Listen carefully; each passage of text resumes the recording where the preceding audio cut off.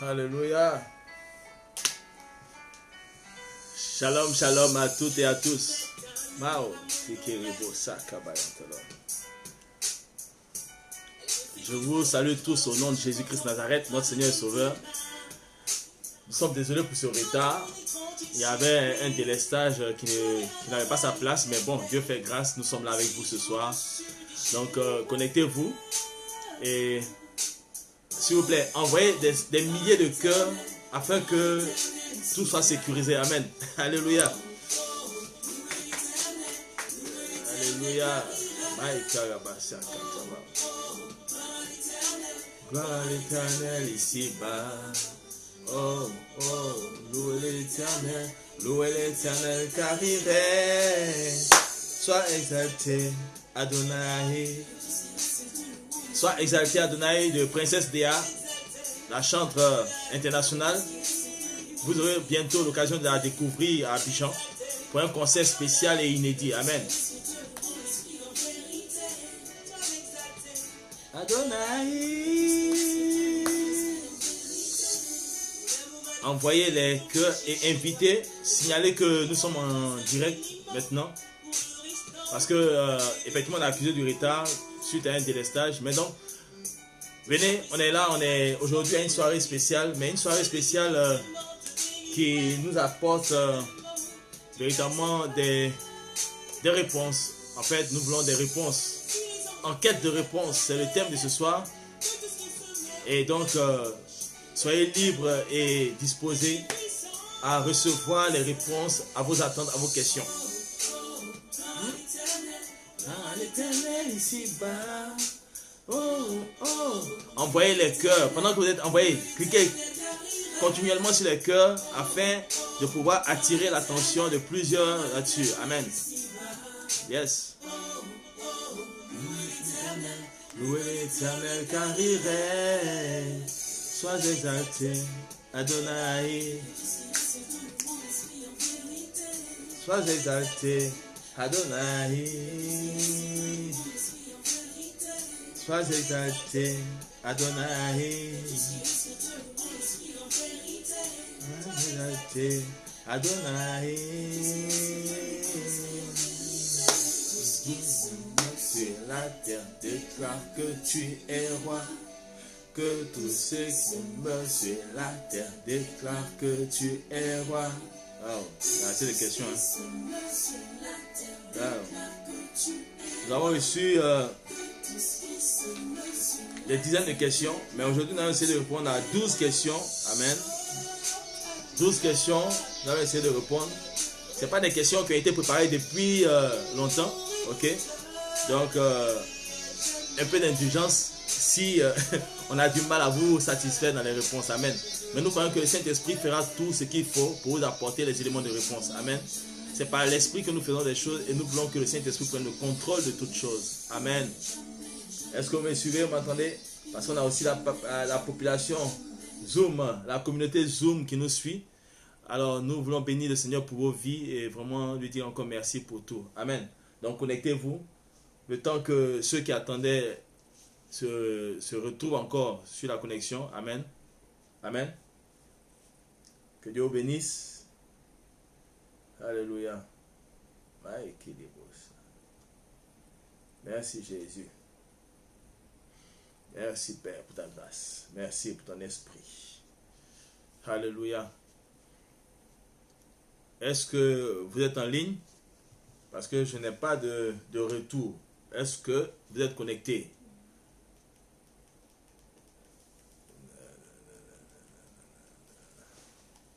Amen. Alors, nous allons recommander ce moment à la grâce du Seigneur. Amen. Et nous croyons que Dieu va nous exaucer. Dieu va faire quelque chose pour nous. Amen.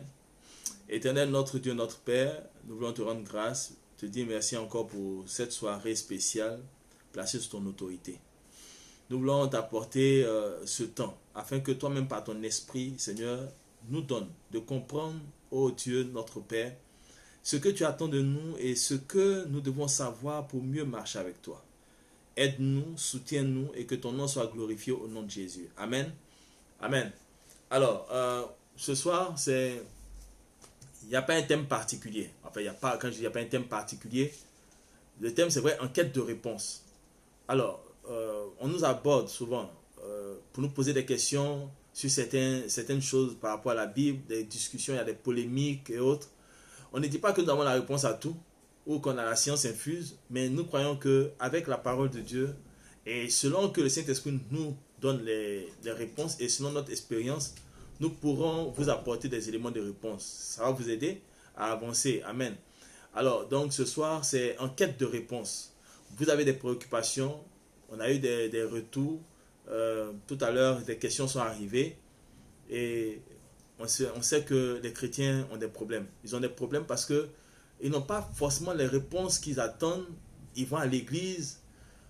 Moi, par exemple, j'avais l'évidence de certaines choses. Quand on me pose des questions, je dis, mais comment ça? Tu ne sais pas? Mais c'est non, mais toi, c'est évident pour toi, mais ce n'est pas évident pour nous. Donc, vous voyez quelqu'un qui a fait 10 ans dans l'église, vous venez à peine d'arriver dans l'église, enfin, vous êtes à peine nouveau converti, et puis, vous vous rendez compte que ceux qui ont fait 10 ans dans l'église n'ont pas compris encore certaines choses. Et ça devient un peu compliqué. Amen. Que Dieu vous bénisse. Donc, à la partie technique, nous avons notre sœur Diaranta Sali. C'est elle qui va poser aussi les questions en off. Certaines questions qui sont arrivées. Donc, on verra ce qu'il faut faire. Donc, est-ce que ça va? La technique, c'est bon? Tout est rangé? Tout est bon? Ok, nous sommes là-dedans. Amen. Est-ce que sur Facebook, vous nous recevez bien? Oui, ok. Zoom, est-ce que vous nous recevez bien? Ok, c'est bon. D'accord. Alors, vous savez, c'est pas facile. La marche chrétienne est assez compliquée. Bon, maintenant, quand on parle de marche chrétienne, c'est la marche avec Christ. Ok? Mais si on ignore qu'il y a une marche avec Christ, on ne saura pas comment marcher. Par exemple, dans les compétitions sportives, là, il y a ce qu'on appelle la marche rapide, il y a la marche... donc, bon, c'est pas une course, c'est pas une course de vitesse et autres, comment dirais-je, une course de fond ou un marathon, non, c'est une marche.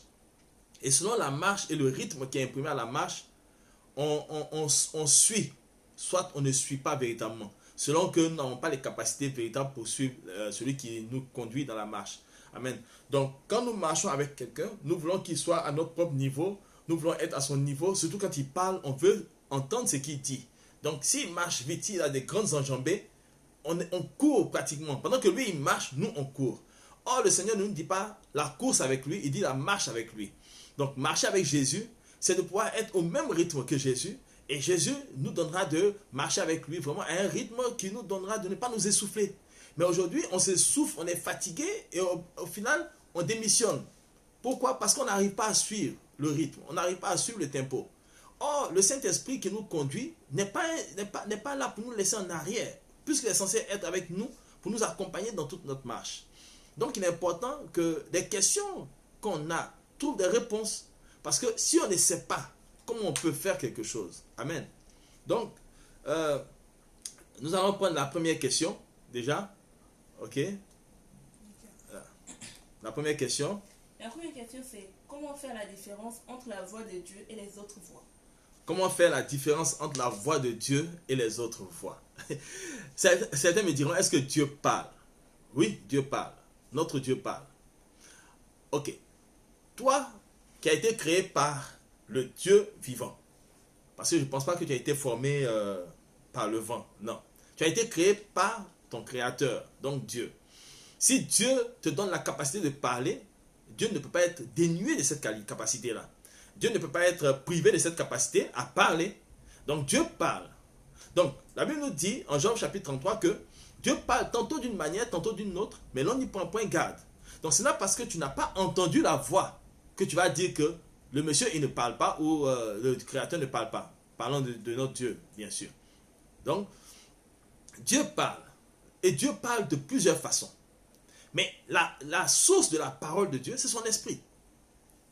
Amen. C'est l'esprit que Dieu nous a donné. Dieu nous a fait à son image, selon sa ressemblance. Donc nous sommes esprits avant d'être ce corps matériel. La preuve, quand nous mourons, ce corps-là retourne à la poussière. Mais c'est l'esprit qui retourne à Dieu. Et l'âme attend le jour du jugement. Amen. Donc, si nous sommes esprits, alors nous sommes sortis de Dieu. Donc si Dieu veut communiquer avec nous, forcément on va l'entendre. Alors, c'est comme si vous prenez un réseau téléphonique. Vous avez la puce du réseau téléphonique. Vous entrez en contact avec les autres réseaux par quoi? Par le biais des ondes. Amen. Donc, si par exemple, il y a des syntaxes pour souscrire par exemple à des passes, à des unités et autres, vous employez la syntaxe d'une autre compagnie cellulaire, mais vous n'aurez pas la réponse adéquate. On vous dira que c'est indisponible, ou bien c'est inconnu, ou bien c'est une erreur. Donc, pour chaque réseau, il y a des syntaxes pour avoir accès à des services. De la même façon, Dieu nous a fait esprit.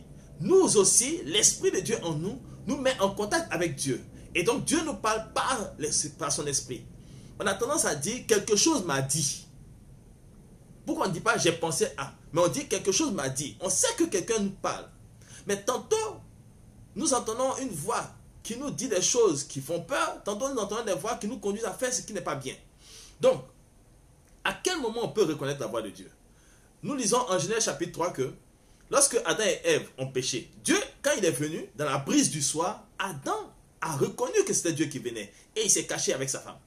Donc il dit, je t'ai entendu dans le jardin, je me suis caché. Donc il sait que Dieu arrive. Donc Dieu l'a appelé aussi. Quand Dieu l'a appelé, il a entendu la voix de Dieu. Donc Dieu parle.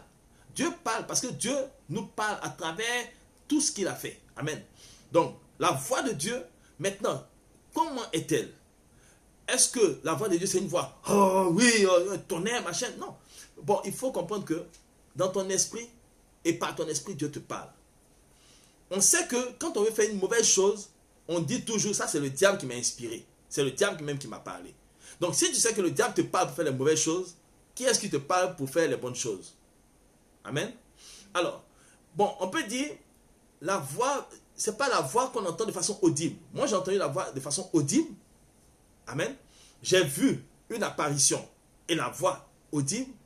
Je suis resté comme ça en prière. J'ai entendu aussi la voix. Parfois, je n'entends pas de voix, mais je sens que mes pensées ne sont pas... En fait, mes pensées ne sont pas mes pensées. Il y a des pensées dans ma pensée. Et je sais qu'il y a un dialogue qui se fait. Si vous lisez le livre des psaumes, vous allez voir, quand vous lisez les psaumes de David, vous voyez qu'à un moment, vous avez l'impression qu'il y a deux personnes qui causent. Donc, David prophétise, il parle à Dieu, et puis Dieu lui répond. C'est ce qu'il entend qu'il remet. Il rend. Donc, on a l'impression qu'il y a deux personnes qui causent. Effectivement, il y a deux personnes. Il y a lui et le Seigneur qui lui répond. Quand il cherche le Seigneur lui donne les réponses et il est rassuré par cela. Il est rempli d'une conviction et puis il donne une réponse pour dire Dieu même fait ceci, fait cela. Parce qu'il a compris par la conviction qu'il recevait que Dieu était capable d'agir ou d'intervenir ou de faire ceci ou cela. Amen. Donc, on n'a pas 10 voix, on a 2 voix. La voix du diable, la voix de Dieu. Amen. Et la voix de Dieu est amenée aussi par les anges. Les anges viennent en tant que messagers de Dieu pour nous transmettre les instructions du Seigneur et autres. Quand vous causez avec quelqu'un, vous avez l'habitude de parler avec quelqu'un. Quand bien même la personne chercherait à changer sa voix pour vous induire en erreur et autres, vous allez reconnaître parce qu'il y a un thème qui est particulier. Donc, pour pouvoir discerner la voix de Dieu, pendant vos temps de jeûne, de méditation, parce que ça me fait, je vous ramène aux exercices spirituels du jeûne, de la prière. Amen. Donc, il faut jeûner, prier, et pendant que vous êtes là-dedans, vous parlez avec le Seigneur. À un moment, vous vous familiarisez avec sa voix parce qu'il vous parlera. Et vous vous familiariserez avec sa présence. Amen. De sorte que quand vous voulez faire quelque chose, vous sentez cette paix-là qui vous envahit. Parce que quand vous voulez poser des actions, vous demandez au Seigneur, vous voulez être sûr que c'est lui qui vous parle. Moi, par exemple, voilà ce que je fais. J'ai dit au Seigneur, moi, je viens te prier. Donc, je ne viens pas invoquer Satan. Maintenant, si tu laisses Satan me répondre, là, ça ne relève pas de moi l'erreur. Moi, je viens, tu m'as dit, invoque-moi, je te répondrai.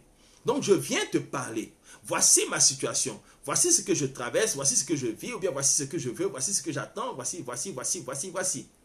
Alors, quand j'entends une réponse, je sais que c'est Dieu qui m'a répondu. Et Dieu répond pas en insinuant le doute en nous. Satan a un seul langage. Il insinue toujours le doute. Il nous conduit à tricher, à nous détourner des voies du Seigneur. Donc, pour reconnaître la voix du diable, amen, c'est à travers le doute que cela insinue dans votre pensée. Il a dit à Adam et Ève, il a dit, est-ce que Dieu a vraiment dit? Dieu a dit, ne mangez pas, c'est fini. Mais lui, il vient, il dit, est-ce que Dieu a dit? Il aurait pu dire, mangez parce que c'est autorisé. Mais il dit, est-ce que Dieu a... Donc quand on dit, est-ce que, on commence à réfléchir. Ah oui, c'est vrai. Est-ce que vraiment? Est-ce que Dieu n'est pas dans ce est-ce que Dieu il te dit c'est ça ou c'est pas ça. Il ne peut pas nous dire que ton oui soit oui, que ton non soit non, et puis venir te dire est-ce que. Donc quand vous entendez est-ce que, ça veut dire que vraiment ça ce n'est pas le Seigneur qui vous parle, ce n'est pas le Saint-Esprit, c'est le diable qui vous parle. Amen. Donc quand vous voulez faire des actions, vous voulez poser des actions, vous voulez dire des paroles, et puis vous voyez la parole qui sort n'est pas la parole que vous voulez faire sortir, c'est le diable qui est passé par un démon qu'on appelle l'esprit humain de sorcellerie, qui vous fait dire les choses que vous n'avez pas voulu dire. Amen. Amen. J'espère que j'ai répondu en partie ou en entier à la préoccupation de la personne, parce que connaître, faire la différence, simplement que Dieu ne nous donne pas d'être dans le doute. Il ne prend pas plaisir à ce qu'on soit dans le doute. Il nous donne des paroles claires. Et quand on ne comprend pas, il nous donne des signes précis et on sait comment faire. Mais le diable, il viendra toujours nous insuffler, il va insuffler le doute. Il va nous amener à nous détourner, à contourner les épreuves, à tricher, à voler, à mentir. Ça, c'est le diable. Amen. Deuxième question.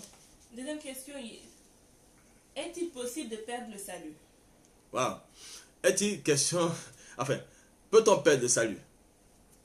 Ça, c'est une question qui fait vraiment beaucoup de polémiques dans le milieu chrétien. Alors, moi, je vais aller... je vais faire un peu la Bible pour les nuls. Ok? La compréhension simple. Parce que quand on se complique la vie, on finit par devenir autre chose. Quelqu'un disait... Excusez-moi du terme qu'il a employé, mais c'est ce qu'il a dit. Il dit... Quand on est trop intelligent, on finit par être bête. Parce qu'on pense qu'on connaît tout et puis c'est ça. Donc, à force de vouloir trop aller chercher, on finit par se tromper. On dit perdre le salut. Donc, si on perd quelque chose, c'est qu'on peut gagner quelque chose. On peut trouver quelque chose. Donc, une chose qu'on peut perdre, c'est une chose qu'on a acquise. Quand on acquiert quelque chose, on sécurise. Quand on sait que c'est quelque chose de précieux, on sécurise.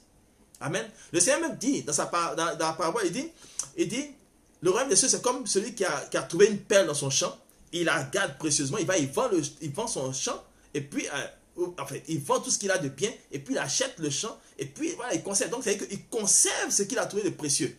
Le salut nous met en présence de Dieu. C'est vrai, la grâce de Dieu est là pour tout le monde, mais tout le monde n'accepte pas.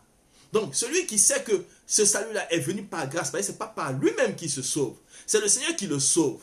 Quand il vient, est-ce que ce monsieur-là est censé faire autre chose que ce que Dieu attend de lui? Si tu fais ce que Dieu attend de toi, tu ne pourras pas perdre ton salut.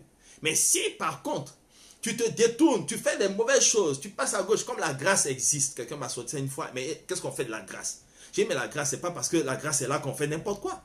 Parce que Paul, quand la grâce de Dieu l'a touché, Paul a travaillé pour le Seigneur. Paul même traitait durement son corps. Il dit pour ne pas perdre la couronne.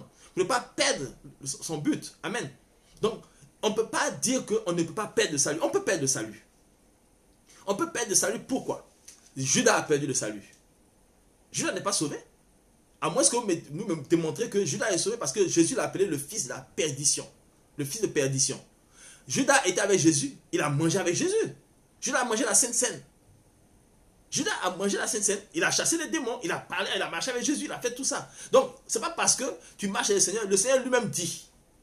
Plusieurs viendront à lui pour dire, oh Seigneur, Seigneur, nous voici, nous avons prophétisé en ton nom, tout ça. Il dit, arrière de moi, je ne vous connais pas, ouvrier d'iniquité. Donc, s'il dit, je ne vous reconnais pas, il vous a rejeté. Donc, on ne peut pas dire qu'on ne peut pas perdre le salut. Moi, je dis, vous savez, il y a des choses, il ne faut pas rentrer. Il y a des gens qui cherchent des arguments, des prétextes pour faire ce qu'ils ont envie de faire.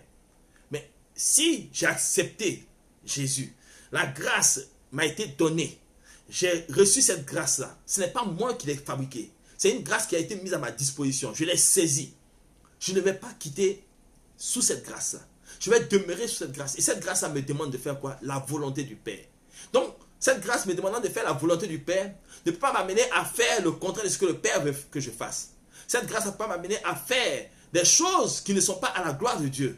Donc, dans ce cas, péchons et puis on va se réveiller un matin, on est tous au paradis. Amen.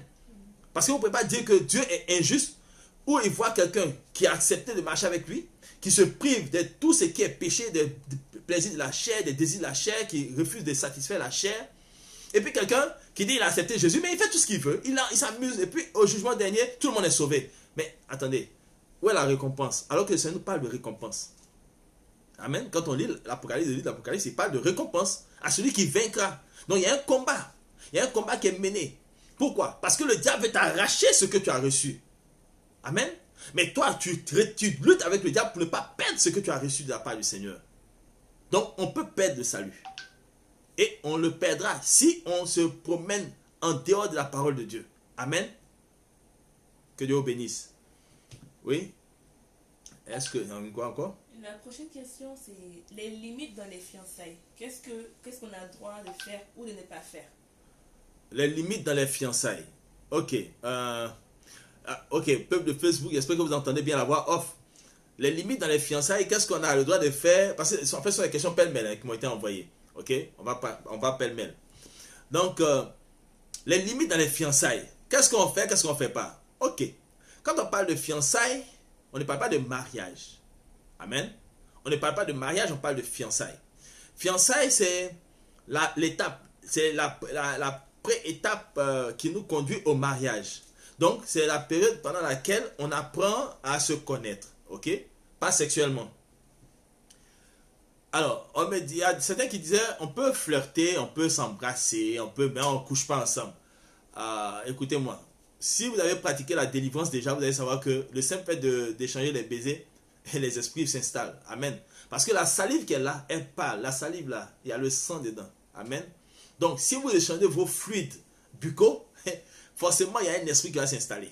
Donc, ce n'est pas une question de faire, on va goûter pour voir si c'est ça, c'est pas ça, mais s'il est impuissant, il n'est pas impuissant.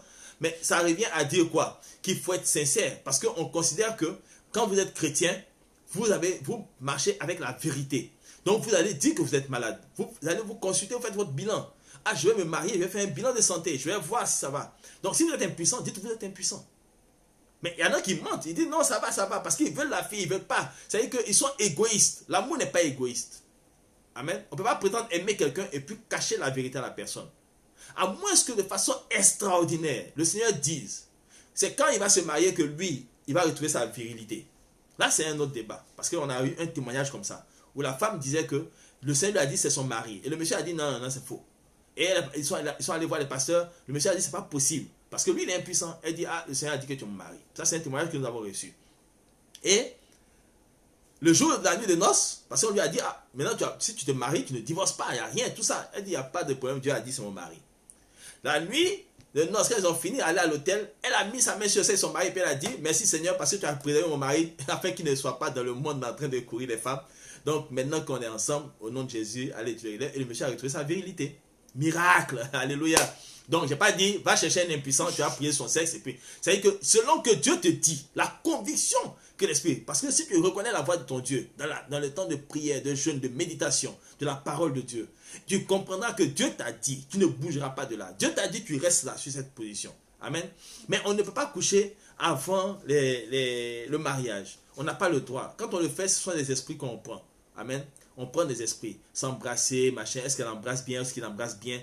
Écoutez, ça, on a commis ces erreurs-là, mais ce n'est pas pour que ceux qui viennent après les commettent. Non. Si les choses n'ont pas été enseignées, nous avons le devoir d'enseigner cela. Amen. Et d'interpeller tout le monde. Parce que ce qui nous est arrivé, c'est pour que cela serve de leçon à ceux qui viennent après nous. Parce que nous sommes les héritiers de ceux qui nous ont précédés. Nous sommes les collaborateurs de ceux qui sont de notre génération. Mais nous sommes aussi la providence pour ceux qui viennent. Amen. Et ceux qui viennent doivent avoir un bon exemple, un bon témoignage, ou bien une bonne direction, une bonne orientation de ce qu'ils doivent faire et ce qu'ils ne doivent pas faire. Donc quand vous êtes fiancé, il n'y a pas de sexe, il n'y a pas de flirt, il n'y a pas de béco, il n'y a pas de caresses. Parce que vous commencez par vous embrasser. Vous allez commencer à vous caresser. Caresser, l'autre va partir toucher le sexe. Après, bon, non, on n'a rien fait. Au contraire, c'est comme ça, un peu, boum, c'est tombé. Alléluia, amen. Donc, non. Amen. Limite, on ne fait pas. Vous apprenez à vous connaître, vous discutez, vous causez, vous cherchez à savoir quelles sont les attentes de l'autre. Bon, ça, on en parlera un peu en large, en long et en large dans un autre thème, un autre débat. Amen. Alors, donc, prochaine question. Prochaine question. Quelle est la différence entre les dîmes, les offrandes, les prémices et des libéralités? Quelle est l'importance de la dîme, des prémices, des offrandes et des libéralités? Bon, Il y a les partisans de non payer dîme. Et puis il y a les partisans de payer la dîme. Amen. Donc je vais m'adresser aux partisans de payer la dîme. Vous savez, quelqu'un a dit, c'est interdit, en fait, c'était l'Ancien Testament. Et quand on les a ramenés en Matthieu chapitre 23, où le Seigneur disait, malheur à vous, pharisiens, vous payez la dîme de, et ainsi de suite. Et on ne néglige pas, je vais lire le passage, je vais lire, excusez-moi, je vais prendre le passage. Il ne faut pas que je paraphrase comme ça, parce que c'est important. Ok. Matthieu 23. Ok, je vais lire. Il dit, malheur à vous, verset 23, malheur à vous, scribes et pharisiens hypocrites, parce que vous payez la dîme de la menthe, de la nette et du cumin, et que vous laissez ce qui est plus important dans la loi, la justice, la miséricorde et la fidélité. C'est là ce qu'il fallait pratiquer sans négliger les autres choses. Amen. Donc, dîme, en fait, cette histoire de dîme, en fait, ce qui est évident, on ne revient pas là-dessus pour vous dire, faut faire. On ne va pas vous poursuivre tous les jours pour dire, payer la dîme. Donc, si vous pensez que ça s'est arrêté dans l'Ancien Testament, écoutez, ça ne s'est pas arrêté là-bas. Parce que Jésus en a parlé. C'est qu'ils pratiquaient cela encore. On va dire non, ils étaient sous la loi. Mais le Seigneur dit quoi? Il a ramené ça à quelque chose qui n'est pas trop important. Mais ce qui était plus important, c'était de comprendre quoi? La miséricorde, la justice, la fidélité. Amen. Or, si nous manifestons les caractères de justice, fidélité et miséricorde, nous manifestons le caractère de Dieu. Et quand nous manifestons le caractère de Dieu, nous voulons exprimer à Dieu que nous avons reçu quelque chose de lui. Nous témoignons cela en retour, en lui apportant ceci pour dire vraiment, c'est toi qui nous as bénis, voici. Amen. Amen. Ceux qui payent la dîme rendent témoignage que la dîme, en payant la dîme, ils reçoivent de bonnes choses. Continuez de payer la dîme, c'est important. Parce que quelqu'un disait, vous avez une mangue. Il y a la peau, il y a la chair et il y a le noyau. La chair, la peau, quand vous enlevez, vous jetez, la plupart du temps, il y en a qui mangent ça. Donc, vous jetez, ce sont les moutons qui mangent. Donc, c'est un peu, vous avez votre salaire. Donc, les compagnies d'électricité, des eaux et autres prennent pour eux. Ceux qui vous demandent l'argent, ils viennent, ils prennent. La chair, vous mangez. Ça, c'est ce que vous achetez et puis vous-même, vous faites plaisir avec, vous mangez. Et le noyau, vous ne pouvez pas le manger. Vous le mettez en terre encore. Donc, quand vous payez la dîme, c'est comme le noyau que vous avez mis qui va vous donner encore un autre arbre. Amen. Et donc, en payant la dîme, ce n'est pas forcément que je paye ma dîme, je vais avoir beaucoup d'argent. La dîme, vous pouvez la payer et puis être en bonne santé. Le Seigneur a dit, il menacera le dévoreur. Il n'a pas dit, j'ai annulé cela. Parce que quand Dieu dit lui-même, vous voyez, le mariage, que ce soit le mariage et la dîme, c'est le Seigneur qui a parlé. Et ce que Dieu a dit directement, c'est ce qu'il a institué. Donc là-dessus, il n'y a pas de débat. Il ne doit même pas avoir de débat là-dessus. Payer dîme, pas de payer dîme, pas payer dîme, payer dîme, pas payer dîme. Il ne doit même pas avoir de débat là-dessus. Parce que ce qui est institué, parce que pourquoi les gens ne disent pas, est-ce qu'on doit se marier, on ne doit pas se marier? Est-ce qu'on a vu encore que le Seigneur dit, mariez-vous, mariez-vous? Quand bien même il a dit, les gens même, ils ne se marient pas, ils se font eunuques pour ne pas se marier. Est-ce que ça dit que le mariage n'est pas important? Donc, ne pensons pas que Dieu doit venir toujours bien, ne disons pas que Dieu doit venir tous les jours nous répéter les mêmes choses. Il a dit une chose, on fait. Celui qui ne veut pas faire, il assume ce qu'il fait. Il marche avec sa conviction. Celui qui fait ne dérange pas celui qui fait et qui trouve son plaisir là-dedans et qui reçoit ses grâces. Amen. Donc, si tu penses que toi, Dieu mérite d'avoir une partie de ton salaire comme ça, parce que dans tous les cas, on va dire, ouais, mais le temple n'existe plus, pourquoi, à qui on va payer la dîme? On dit à l'église, à la maison du trésor, on dit à l'église. Bon, tout ça, on va parler de ça encore un autre jour parce qu'on ne peut pas finir tout. C'est un débat qui entraîne un autre débat. Mais je vais dire, ce que Dieu lui-même a dit, en Malachie l'a dit, il va menacer le dévoreur. Donc, s'il y a une façon que moi je veux voir dans ma vie comme menace contre le dévoreur, je paye ma dîme. Parce que le dévoreur, c'est la maladie. C'est tout ce qui vient prendre ton argent alors que ce n'était pas prévu. Donc, il y a des personnes qui vont venir te prendre ton argent, ce n'était pas prévu. La maladie va venir, ce n'était pas prévu, tu as fait des dépenses. Donc, tu payes ta dîme, tu ne tombes pas malade. Pendant un an, tu vois des gens qui ne tombent pas malades parce qu'ils payent leur dîme. C'est pas parce que je paye ma dîme, je dois avoir des milliards dans mon compte. Non. Mais je suis à l'abri de tout dévoreur. Donc, je fais ce qu'il y a à faire. Amen. Donc, que Dieu vous bénisse. Pour la dîme, c'est important de payer la dîme. Si vous trouvez que Dieu vous a déjà béni là-dedans, continuez. Si vous ne connaissez pas, faites. Parce que même les païens, les mystiques, là, payent leur dîme. Vous ne savez pas ça? On va vous le dire. Ils payent leur dîme. Des gens qui sont les Illuminati, ils payent leur dîme. Ils connaissent le principe divin. Eux, ils marchent avec le principe divin. Nous, on dit, oh, laissez ça. Mais c'est une ruse du diable. Pour que nous délaissions ce qui est important pour nous attacher aux futilités. Non, on ne va pas lâcher la proie pour l'ombre. Amen. On va attraper notre proie, c'est pour nous. Notre Dieu a fait une promesse. Cette parole-là, elle est intemporelle, elle est éternelle. Amen. Et nous la gardons avec nous, nous la mangeons, nous la dévorons et nous faisons ce qui est dedans. Amen. Que Dieu vous bénisse. Alors, les prémices. En Afrique, nous en Afrique ici, quand on a notre premier salaire, on s'en donne à nos parents. Amen. Mais ce sont des prémices. Parfois, on donne tous les salaires. Pourquoi? On dit on veut la bénédiction du Père, on veut la bénédiction de ma mère. Ah, on veut la bénédiction du Père. Il y a quelqu'un qui a vraiment trimé pour nous, pour qu'on aille à l'école, jusqu'à qu'on ait eu du travail. Quand la personne nous a donné l'opportunité d'avoir un travail, on s'en va et on dit, ah vraiment, voici mon premier salaire, je te présente ça. Donc la personne, si elle veut, elle prend tout, si elle veut, elle laisse. Mais vous savez que ça là, vous avez envoyé pour dire quoi?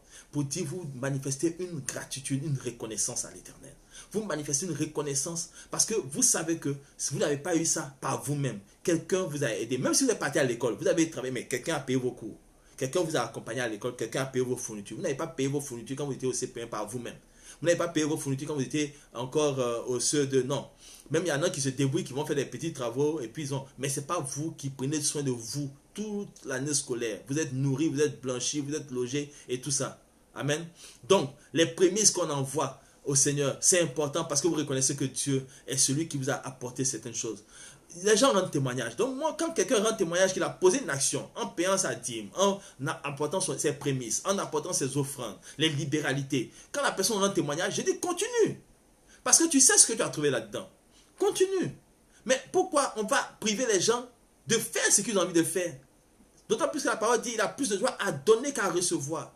Les gens trouvent la joie à donner. Et les gens disent non, il ne faut pas donner. Oh, pourquoi? Corneille était païen? Ou bien il était chrétien?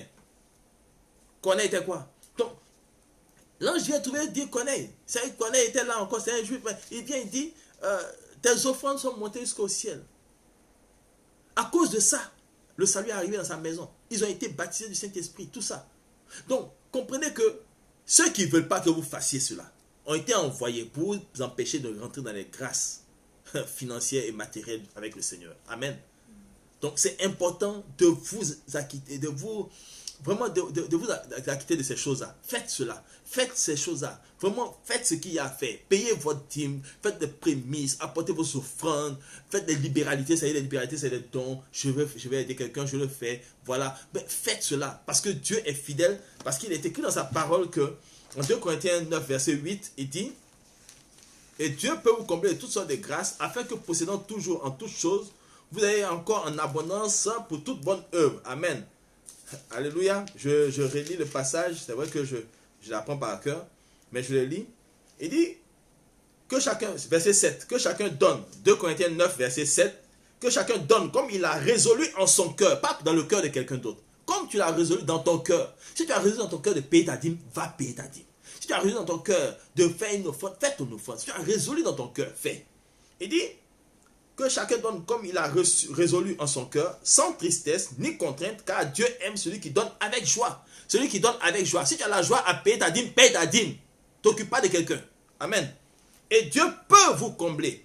Ça, il va remplir de toutes sortes de grâces, afin que possédant toujours, en toutes choses, de quoi satisfaire à tous vos besoins, vous ayez encore en abondance pour toute bonne œuvre. Amen. Que Dieu vous bénisse.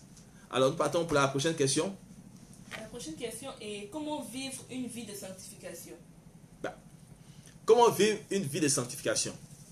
Alors, la vie de sanctification, c'est quoi? Quand on parle de sanctification, il y a le mot saint, sainteté plutôt. Vous avez la sainteté. Donc, vous avez saint, qui est la racine. Saint, quelqu'un qui est saint, c'est quelqu'un qui n'est pas souillé, qui n'est pas impur. Amen. Il est saint. Donc, la Bible nous dit que le sang de Jésus est venu nous sanctifier. Jésus même nous a sanctifiés par sa parole. Ok?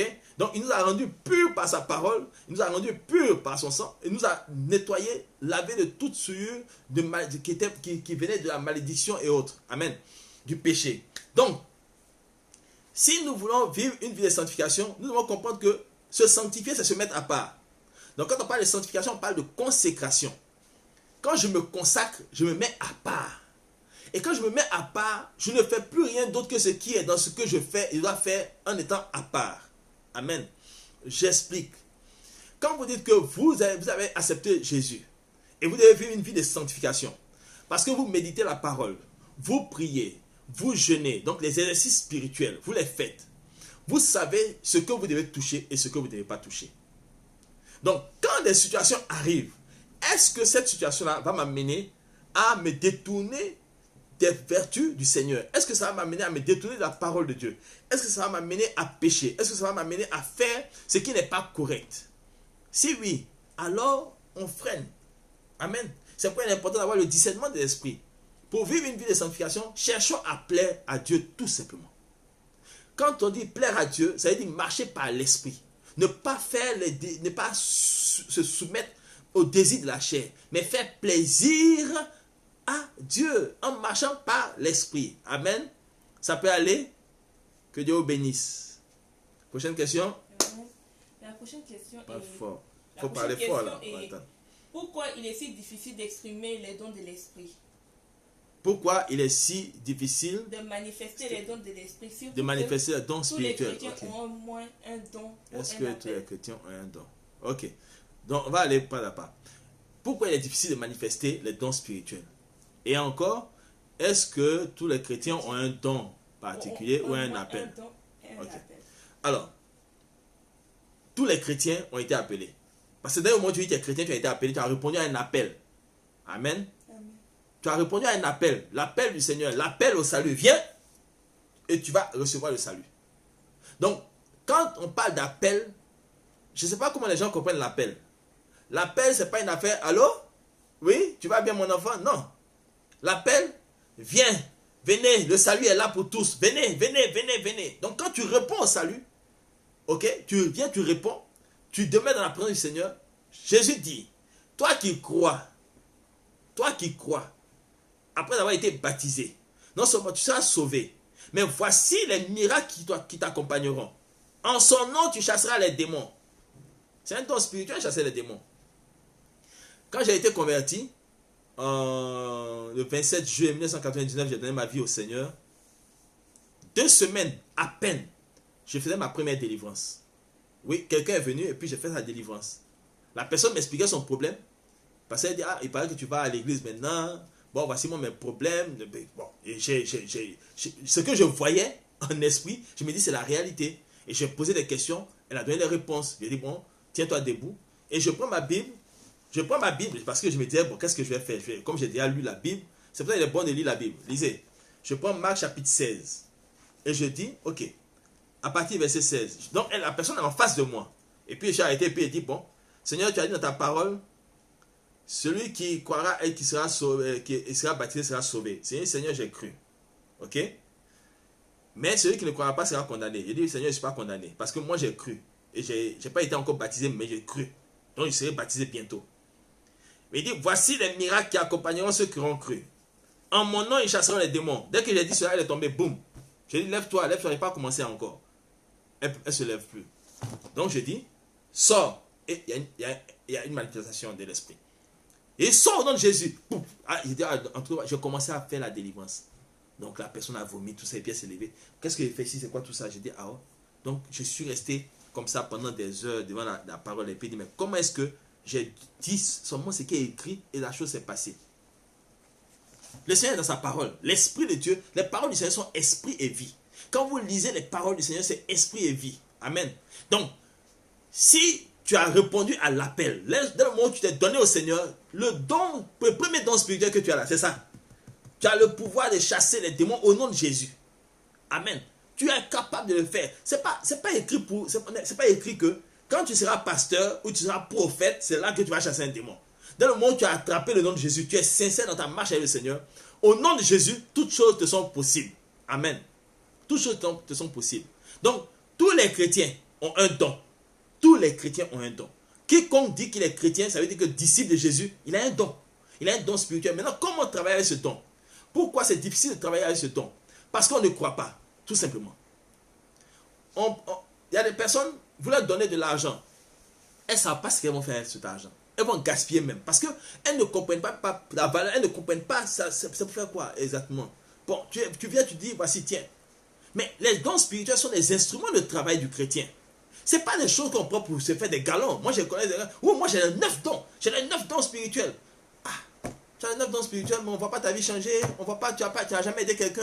Tu n'as jamais fait une délivrance. Mais tu as les 9 dons. Tu te promènes dans ta valise ou dans ton sac ou bien au dos. J'ai les 9 dons. J'ai les 9 dons. Non. Le don spirituel, c'est un instrument de travail. C'est comme le stéthoscope pour le médecin, le scalpel pour le chirurgien. Ce sont des instruments de travail. Amen. Les dons spirituels sont des instruments de travail. Donc, dans le monde où tu es chrétien, tu dois sauver des vies. Tu dois annoncer l'évangile. Tu dois prier pour des malades. Donc, normalement, tu te mets en action et ça va se manifester. Pourquoi est-ce que tu es assis, couché comme ça, et puis tu veux que le don spirituel, par exemple, de chasser les démons se manifeste avec toi? Mais quel démon tu es en train de chasser? Tu chasses personne. Il n'y a personne en face de toi pour chasser un démon. Donc, tu ne peux pas faire quoi que ce soit. Amen. J'espère que je ne suis pas trop rapide. Hein. Tu ne peux pas faire quoi que ce soit. Le don spirituel se manifeste pendant que tu es en train d'exercer. Donc, si tu t'en vas faire ce qu'il y a à faire et dire, voici les miracles qui accompagneront. Il n'a pas dit, voici les miracles qui vont tomber sur toi. Il dit, ça va t'accompagner. Donc, quand tu t'en vas travailler pour le Seigneur, les dons spirituels se mettent en marche. Alors, il ne faut pas douter. Il faut croire que c'est le Seigneur qui te montre. Tu peux arriver devant quelqu'un et puis tu vois une image. La parole de connaissance se manifeste par exemple par les images. La parole de connaissance, c'est cette parole, la révélation surnaturelle que nous avons qui dit ce que la personne est, ce qu'elle vit ou là où il y a un souci dans sa vie. Ça, c'est la parole de connaissance. Amen. Donc, quand vous arrivez devant la personne et la personne dit elle est malade, mais elle dit mais elle ne sait pas, on fait des examens à l'hôpital, on ne voit pas le mal, on ne sait pas. Il y a un esprit qui est là qui a caché le mal. Mais le Saint-Esprit, qui est l'Esprit de Dieu, qui donne, qui est venu dispenser ces dons-là, le don spirituel, le Saint-Esprit va te dire à tel niveau se trouve le mal. Amen. Et tu diras à la personne, est-ce que tu n'as pas mal ici souvent? Si. Et le Saint-Esprit va te dire, demande-lui. C'est comme ça qu'il fait. Demande à la personne quel songe, quel rêve elle a fait juste avant de ressentir ce mal-là. Et quand la personne vous dit, automatiquement, il vous donne les interprétations. Donc, à force de le faire, vous devenez des associés, des partenaires. Le Saint-Esprit est notre collaborateur. Amen. Il est censé être avec nous tous les jours de notre vie. Donc, H24, il est là. Donc, si nous devons travailler pour le Seigneur, il est là aussi pour nous assister. C'est notre assistant. Et c'est lui qui fait. Nous, on ne fait que parler. Lui, il agit. Il nous révèle et puis il agit. C'est-à-dire, il te dit, je te montre et donne-moi l'opportunité de faire. Et toi, tu lui dis, quand tu dis, reçois, lui, ça va, il donne. Amen. Donc, voici. Et si vous voulez manifester les dons spirituels, ne doutez point. Chassez loin de vous le doute. Parce que vous ne pouvez pas dire que vous êtes chrétien. Vous priez, vous jeûnez, vous méditez la parole de Dieu, et puis vous avez encore des doutes sur ce que le Seigneur est capable de vous montrer. Il y a un problème.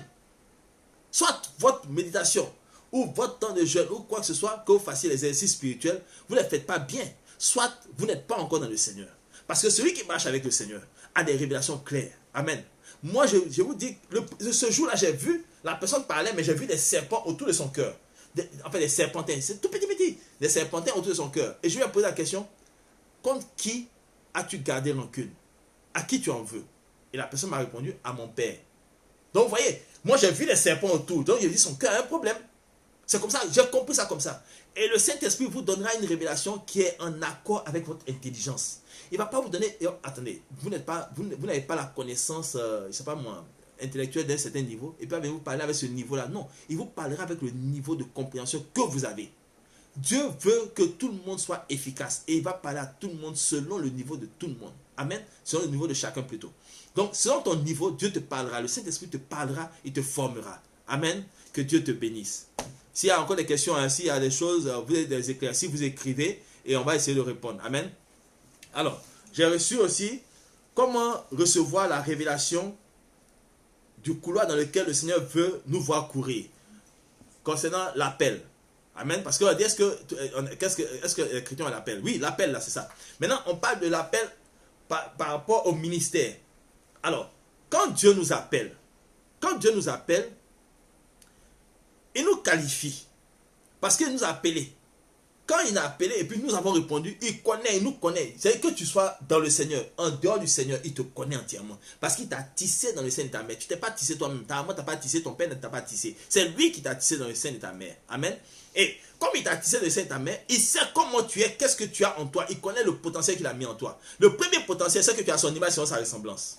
C'est le premier potentiel.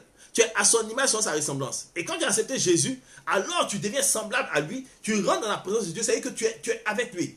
Quand tu reçois Jésus en toi, Jésus t'introduit dans le Père. Vous êtes un. Donc, à l'image du Fils de Dieu, toi aussi tu marcheras et tu exerceras les choses. Maintenant, je vais vous dire, par exemple, mon appel, comment j'ai compris mon appel. Et je savais comment faire, qu'est-ce qu'il fallait faire. Quand je me suis converti, j'ai commencé à prendre ma Bible et puis je parle, je lis, et puis ce que je découvre dedans, je parle de ça. Je me rendais compte que les gens ne connaissaient pas vraiment Jésus. Ah oui, donc je parle de Jésus, j'aime Jésus, je parle de Jésus, j'étais passionné. Et puis, on dit non, il faut faire le plein air, il faut aller évangéliser. Donc je vais à la gare, là, à la gare routière, et puis je commence à évangéliser. Plein air. Les gens étaient là, j'avais un peu peur. Les gloupas, les gens qui font un peu peur dans le coin là-bas, des pickpockets, tout ça. Donc je commence à évangéliser. Et pendant que je parle, je me rends compte que je dis des choses importantes. Mais les gens qui m'entendent sont en train de partir, ils passent. Je dis, mais non, ce que moi je suis en train de dire, c'est trop important pour que je jette ça comme ça sur la route. Donc, je n'étais pas en paix. Et il y a un monsieur qui est monté dans un véhicule de transport et il m'a dit vraiment merci pour la parole qu'il a entendue. Il a entendu une parole, mais il ne sait pas laquelle des paroles il a entendu. Il est parti. Dieu merci, ça lui a fait du bien. Mais je me suis dit, mais moi, ce que je dis, c'est trop important pour que je dise comme ça va dans tous les sens. Non, moi, je ne peux pas, c'est pas pour moi ça là. Je ne me sens pas à l'aise dedans. Donc, dans l'évangélisation, je ne me sentais pas à l'aise. C'est pas que je n'ai pas dit que je n'aime pas évangéliser, je ne me sentais pas à l'aise parce que je trouvais qu'il n'était pas efficace. Alors, j'ai commencé à enseigner. Je m'assois, si tu viens t'asseoir en face de moi, tu es foutu. On peut faire 4 heures de temps là. Je vais commencer à te parler du Seigneur. Je vais te parler du Seigneur. Et c'est comme ça que j'ai compris que moi, il fallait que je partage ce que j'avais découvert. Il fallait que je parle à des personnes, que j'aide des personnes à comprendre qui est Jésus, à leur montrer comment marchait Jésus, à leur montrer l'amour que Jésus a. C'était ça. Et c'est comme ça que je suis devenu ce que je suis aujourd'hui. Amen. Amen. Donc, je n'ai pas un ministère d'évangéliste. Ok? Parce que ça, vraiment, il faut me chercher là-bas. Tu me cherches là-bas. Je fais du corps à corps. Ouais, je parle, allez, viens, et puis allez, je commence à parler, puis je te mets dans l'ambiance de la parole du Seigneur. Oui. Mais aller faire plein air, là, tous les jours, matin, midi, soir, c'est pas pour moi. Donc, à chacun son ministère. Mais pendant que nous faisons tout ça, quand tu évangélises, quand tu parles du Seigneur, il y a le ministère qui est révélé là, qui sort maintenant, tu le sens, il monte en toi. Et tu sais que tu es convaincu que c'est ça que tu dois faire. Donc, tu ne peux plus t'orienter vers les autres, mais tu restes focalisé sur un ministère. Un ministère, et celui-là se développe au fur et à mesure. Amen. Il y a un temps de formation qu'on aura à faire, c'est que l'éveil au ministère. Parce que les gens, on les appelle, mais ils ne savent pas comment mettre ça en pratique. Et on va commencer à bientôt l'éveil au ministère, à l'église même, au sein de la MAFEV, à Yopougon, quartier millionnaire. Donc, on va commencer l'éveil au ministère parce que beaucoup sont là, mais ne savent pas ce qu'ils ont à faire dans la maison du Seigneur. Amen. Amen. Que Dieu vous bénisse. Amen. Donc, il y a une question, oui? Une dernière question. Est-ce qu'un couple chrétien peut regarder des films pornographiques ensemble et pratiquer la sodomie? Amen. Est-ce qu'un couple chrétien peut regarder un film porno ensemble et pratiquer la sodomie? Bon. On va aller pas à pas. Ça, je sais que quand ça a commencé là, ils vont m'envoyer des questions. Écoutez, il y a des questions qui sont déjà préparées là, qu'on m'a envoyé, j'ai pris, mais je vais répondre après. Amen. Que Dieu vous bénisse. Alors, est-ce qu'un couple chrétien doit regarder un film porno? Quand il n'y a pas de film porno, regardez quoi? Avant les films porno, comment les gens faisaient? Est-ce qu'ils ne vivaient pas une vie de couple, un ménage heureux et comblé? Les films porno, c'est pourquoi? Vous savez, comment je vais dire ça? La pornographie, déjà, n'honore pas le chrétien. Ça n'honore pas Dieu. Amen. Pourquoi? Parce que c'est la nudité des personnes qu'on voit. Ça, c'est la première des choses. On voit la nudité d'inconnus. On voit le sexe d'inconnus. Et ce que nous voyons imprime une image en nous. Et les esprits qui marchent dans la luxure, là, s'attachent à nos vies. Amen. On va dire, non, mais on est marié. Quand on est marié, et vous êtes marié, mais vous n'êtes pas siamois. Vous êtes séparés. Vous êtes des personnes distinctes. Monsieur et madame, vous êtes distincts. Je vais vous expliquer quelque chose. Vous fantasmez. Quand vous regardez le film porno, nous avons regardé ça avant. Hein? Avant, on a regardé. Amen. Alors, quand vous regardez ce qui se passe. Quand vous êtes avec votre femme, je vous assure que l'image va revenir. Vous n'êtes plus en train de faire l'amour avec votre femme, vous êtes en train de faire l'amour avec l'image que vous avez. Vous fantasmez sur ce que vous avez vu, mais c'est la femme qui est là, c'est juste un objet qui est là. Mais c'est un problème. Amen. Alors, vous introduisez dans le lit conjugal une autre entité. Une entité de luxure. Amen. Donc, regardez un film porno, c'est ouvrir la voie à un démon dans votre mariage, dans votre vie. Parce que ce que vous allez voir, à un moment, vous allez vouloir expérimenter. Et un coup, vous allez partir chercher un troisième pour faire partouze. Pour dire, mais on est mariés. Alléluia. Amen. Vous savez, à force de vouloir chercher le plaisir sexuel, là, on finit par tomber dans la dépravation sexuelle. Amen. Donc, je ne pense pas que le Seigneur ait dit à Adam et Ève, écoutez, attends, je vais vous montrer comment on fait l'amour là. Voilà, ça. Je ne pense pas. Je sais que Adam a dû voir les animaux là s'accoupler. Il sait que Dieu aussi doit s'accoupler à sa femme. Ça c'est clair, il doit aller à sa femme. Mais Dieu a dit, soyez féconds, multipliez. Mais comment on va être féconds et multiplier? Bon, il faut faire l'amour. Bon, mais ok. Après, on va me dire les positions. Je ne suis pas là pour ça aujourd'hui. Amen. Même si ce sont des questions que vous posez. Mais la sodomie, non. Non, non et non. Sodomie vient de Sodome. Sodome, là, on dit, voici ce qu'il faisait de mauvais. Pourquoi maintenant tu as pensé à mettre dans ta femme? Parce que vous êtes mariés légalement. La personne, si un homme de Dieu te dit c'est possible, moi, il faut dire, moi, Moussa Ndiaye, j'ai dit, c'est faux. C'est pas bon. Aïe! Il y a quoi là-bas? Non, il y a quoi là-bas? Il dit, soyez féconds. Ça féconde là-bas. Est-ce qu'on peut faire des enfants par l'anus? Non. Donc, le sexe, là, en fait, et puis, d'ailleurs, quand on parle du sexe, on pense que le sexe, là, c'est 99% du mariage. Non. Ceux qui sont mariés réellement, là, hein, dites à ceux qui ne sont pas mariés, combien de fois vous faites l'amour dans le mois ou bien dans la semaine? Combien de fois vous allez ensemble avec votre conjoint dans la semaine, dans le mois? Parfois, vous avez tellement de préoccupations, mais vous n'avez même pas le temps de ça là. Mais seulement que ça vous permet de vous contenir là. Hein? Mais il y en a qui peuvent faire tous les jours. Ça, c'est, chacun a son endurance, à son souffle. Mais je veux dire que vous ne pouvez pas aller chercher ce qui est à l'extérieur pour venir. Moi, vous savez, Seigneur, la prière, que ce soit la prière, que ce soit l'adoration, ce sont des aphrodisiaques pour aller avec sa femme ou son mari, et ça fait du bien. Amen. Ça réveille vos sens. Alléluia. Donc, ça, on en parlera. Il y a des enfants qui écoutent. Amen. Il y a des enfants qui écoutent. Il y a des mineurs qui vont écouter la vidéo. Donc, je ne vais pas rentrer dans tous les détails. Mais je vais dire que, pas de film porno. Vous êtes mariés, vous ne regardez pas de film porno. Moi, c'est ce que j'ai dit. Pourquoi? Parce que ce qui est dans votre pensée, vous ne direz jamais à quelqu'un, mais ça est là. Vous ne pouvez pas vous mentir tout le temps. Ça est là. Vous allez fantasmer. Vous avez vu que, par exemple, bon, le monsieur, il voit une femme qui a une forme. Sa femme n'a pas la même forme. Mais vous pensez que quoi? Sa femme ne l'attire plus sexuellement. Donc, pour se donner, pour pouvoir être excité, il doit bien faire la projection sur la personne. Seigneur, merci parce que tu m'en as délivré il y a longtemps. Amen. Parce qu'au départ, c'était comme ça. Ce qu'on avait vu, on voulait expérimenter. Et donc, non. La personne que j'ai, c'est cette personne avec laquelle je vais, c'est elle que je dois avoir dans mon esprit, dans mon âme. Amen. Pourquoi? Parce que parfois, vous allez voir que les gens parviennent au plaisir et puis ils ferment les yeux. Ah, où tes yeux, tu as regardé? Non, tu fermes les yeux. Le conjoint, il ferme les yeux, ou bien la conjointe ferme les yeux. Mais elle pense à quoi? Oui, il pense à quoi? On ne sait pas. Mais quelqu'un se concentre sur son plaisir. Amen. Mais on ne sait pas à quoi il pense. Mais il y en a qui peuvent penser à la scène pornographique qu'ils ont vue. Donc, le monsieur, par exemple, peut avoir un sexe qui n'est pas trop grand. La femme, elle voit avec son mari un film pornographique où le monsieur, il est bien membré. Donc, pendant que le monsieur est en train de faire, elle va fantasmer sur le sexe membré qu'elle a vu. C'est ça qui la attire. Donc, qu'est-ce que vous faites? Vous êtes en train d'introduire le démon de luxure dans votre mariage et dans votre lit. Et le lit conjugal est souillé. Ce n'est pas forcément qu'on a mis quelqu'un dans le lit conjugal qu'on a souillé, mais qu'on entraîne une autre entité que l'Esprit de Dieu même. C'est pour ça qu'il est bon de prier sur votre lit, sanctifier votre lit avant de partir faire les choses. Amen. Que Dieu vous bénisse. Amen.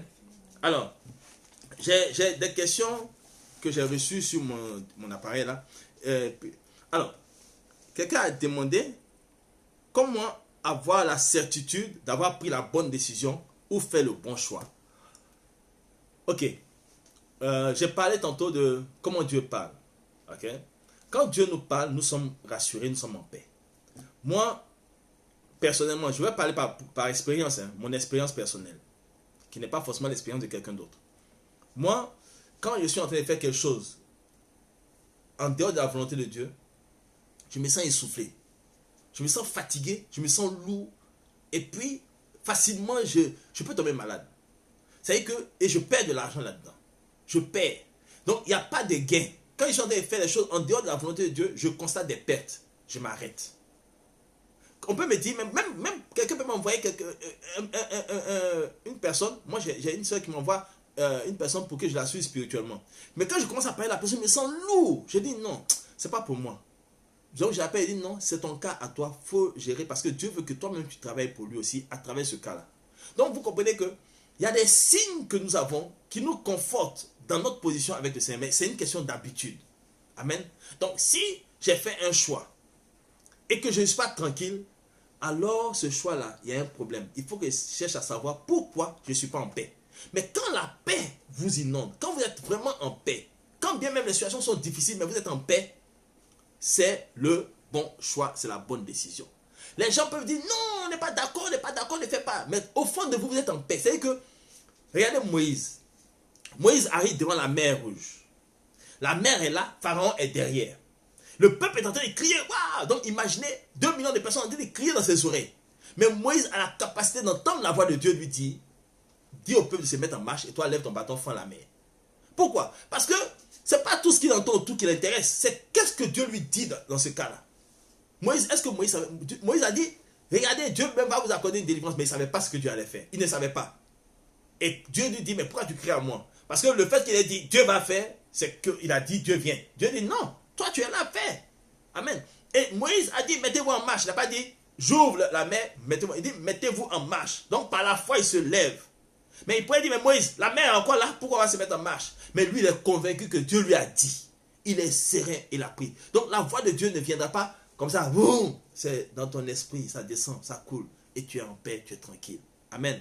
Que Dieu vous bénisse. Oui, il y a une question? Oui, il y a une question, c'est... Est-ce qu'on doit payer toujours aux mêmes personnes la dîme? Parce que certains pasteurs maudissent leurs fidèles qui ne donnent pas la dîme. Bon, on revient sur la dîme. Je vous ai dit que cette affaire de dîme là, ça va nous envoyer des discussions. Alors, on est en quête de réponse. Donc on est là, on est en quête de réponse, il faut qu'on réponde. Alors, est-ce qu'il faut payer la dîme toujours à la même personne? Pas à la même église, hein, c'est à la même personne la dîme. Oui, parce qu'il y a certains pasteurs. Ok. Alors, la dîme, c'est l'argent de Dieu. La première réponse que je donne, c'est ça. Moi, personnellement, j'ai dit au Seigneur, c'est ton argent. Tu sais ce que tu veux en faire. C'est vrai, la Bible dit, envoyez dans la maison du trésor vos dîmes, vos offrandes. La maison du trésor, c'était le temple. Aujourd'hui, ce sont les églises. Amen. Mais là, il y a des personnes qui reçoivent, qui doivent payer leur dîme au pasteur. Parce que c'est, en quelque sorte, aussi le salaire que le Seigneur apporte aussi au pasteur. Moi, quelqu'un est venu une fois me donner une dîme. Et puis, le Seigneur m'a dit, la dîme là, je ne la dépense pas. Je dois aller déposer ça dans tel endroit. Donc, du coup, c'était pas pour moi, mais pour elle, elle s'est dit que moi, j'ai payé ma dîme au pasteur. Mais c'est parce que c'est que moi, je peux être en contact avec la personne qui en a besoin. Il y a un besoin particulier. Donc, ce sont les choses, je dis, Dieu est souverain. Tu payes ta dîme à l'église. Tu viens à l'église, tu payes ta dîme. Si maintenant Dieu te dit, paye ça à un homme de Dieu, pas payer à un homme de Dieu qui t'a dit. Comme je dis, on marche par l'esprit, conviction du Saint-Esprit. Maintenant, s'il te dit, va ailleurs, tiens, moi qui suis pour te dire, il ne faut pas partir ailleurs. Si tu es convaincu que c'est le Saint-Esprit qui a dit, va payer ta dîme dans tel endroit. Parce que quand on paye notre dîme aussi là, il faut que le terrain sur lequel on paye la dîme aussi soit un bon terrain. Amen. Si la personne vit dans le péché, dans la dépravation, et puis elle gaspille, on te paye les dîmes, tu prends ça pour aller payer des futilités, de faire n'importe quoi, tu ne fais rien de bon avec, tu gaspilles, tu payes des vêtements pour toi, coûteux, machin, rien, tu fais rien de bon, en fait tu gaspilles, ça ne produit rien dans la vie de quelqu'un. Dieu peut dire à quelqu'un, ne donne plus cette dîme à cette personne, n'a pas payé à telle personne. Parce que lui, il sait que cette personne qui reçoit cette dîme-là va faire quelque chose de bon. Parce que Dieu aussi ne veut pas qu'il y ait des indigents au milieu de nous. Donc nous sommes des distributeurs automatiques. Nous sommes des canaux de distribution de certaines richesses qui viennent à nous en tant que serviteurs de Dieu. Donc si quelqu'un envoie vers moi, c'est qu'il doit diriger ça vers quelqu'un d'autre, certainement. Donc payer la dîme au même pasteur. Si le Seigneur te dit non, cette fois-ci va payer là, tu es convaincu que c'est le Saint-Esprit qui a dit va faire ce qu'il a à faire. Maintenant, quand les pasteurs maudissent, moi je ne comprends pas pourquoi maudit. Dieu nous paye notre salaire. Dieu nous paye notre salaire. J'ai dit, Dieu nous paye notre salaire. On me dit pourquoi. Si la personne ne veut pas te donner, si elle-même là, elle s'est levée, elle dit c'est le Seigneur qui a dit d'aller payer ailleurs.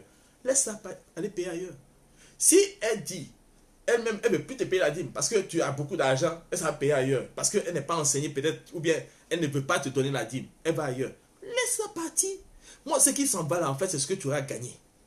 Ce sont les gens qui perdent. Si toi, tu devais recevoir et puis la personne a refusé de te donner, mais laisse-la partir. Il ne faut même pas t'inquiéter.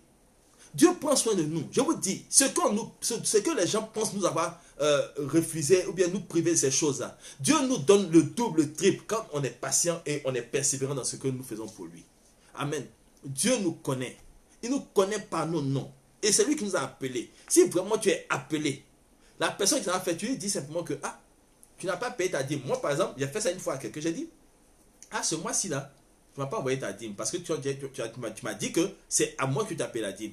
Est-ce qu'il y a un problème? Ah non, j'ai payé ça. Il dit, donc Dieu merci. Si je sais d'aller payer ailleurs, c'est bon. L'essentiel, il faut t'acquitter de ta chose. Parce que ce n'est pas forcément chez moi. Dieu peut te dire, tu peux venir vers moi et puis Dieu te dit, ne me donne pas. Ne me donne pas. Je n'ai pas besoin de ça. Si Dieu dit non, c'est non. Va ailleurs. Amen. Et ça, c'est important. Il faut que les gens comprennent cela. On n'est pas là pour, c'est pas pour dire, au fond, on est là. On est là pour apporter la parole de Dieu. Et notre boss des boss, c'est lui qui est le meilleur rémunérateur. Il va nous rémunérer. On ne perdra jamais. Mais il va tester notre fidélité et notre foi. Maintenant, si nous, on est là, on teste notre foi. On a mis notre fidélité, notre foi sur ce que les gens vont envoyer comme salaire. Et si l'entreprise ne paye pas pendant 2 mois, vous allez faire des paroles au patron. Parce qu'il y a des gens qui ne sont pas payés pendant 2-3 mois. Vous faites quoi? Vous allez les maudire aussi? Non. Donc pendant les 2, parce que tu as prévu par exemple à la fin du mois, comme il te paye une dîme de 100 000 francs chaque mois, bon, donc tu fais le calcul, tu fais des prévisions budgétaires avec les 100 000 de la personne. La personne va payer à la fin du mois. 2 mois de retard. Toi, tu fais comment pour combler les 100 000? Parce que tu as compté sur la personne, tu n'as pas compté sur Dieu. Et donc, si ça ne vient pas, il ne faut pas t'en prendre à ton fidèle. Parfois, même vous allez dire, oui, vous allez maudire, mais sans que ça ne soit juste parce que la personne n'a pas reçu simplement son salaire. Amen. C'est bon? Est-ce que la personne est satisfaite de la question? La réponse plutôt. Alors, les limites des choses qu'on va avoir là, c'est tu dis, voilà, ok, d'accord. Un chrétien peut-il être possédé par des esprits mauvais? Ok, un chrétien ne peut pas être possédé, mais un chrétien peut être envoûté. C'est différent. La possession, c'est quand... Oh my God. Quand l'âme n'est plus capable d'agir par elle-même. C'est pas l'esprit, parce que l'homme est constitué d'esprit, d'âme et de corps. Donc l'esprit là, c'est la partie de Dieu. Un démon ne peut pas posséder un esprit. Un démon ne peut pas posséder l'esprit de Dieu. C'est pas possible. Le démon ne peut même pas rentrer même dans l'esprit de Dieu. Il peut même pas. Il ne peut pas rentrer dans l'esprit de Dieu. Mais par contre, il peut venir prendre possession de ton corps, condamner ton âme. Il va ceinturer ton âme. Mais si tu es chrétien, normalement, il ne va pas pouvoir le faire. Mais on dit qu'on est chrétien parce que moi, je parle du principe qu'on me parle de chrétien générique. Ce que j'appelle chrétien générique, c'est tous ceux qui disent qu'ils vont à l'église. Sinon, le vrai chrétien, c'est celui qui est disciple de Jésus. Si tu es disciple de Jésus, les démons peuvent te fatiguer, mais ils ne vont jamais rentrer dans ton corps pour te torturer. Donc, ils vont t'envoûter, ils vont venir mettre des voûtes sur toi. Donc, tu es obligé de prier pour briser des choses au-dessus de ta tête.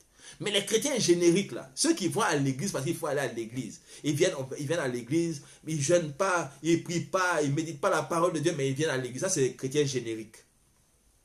Ces chrétiens génériques-là peuvent être possédés. Amen. Parce que quoi? Le diable envoie ses démons travailler. Donc, il y a un esprit humain qui arrive. Et cet esprit humain-là prend le contrôle de la personne.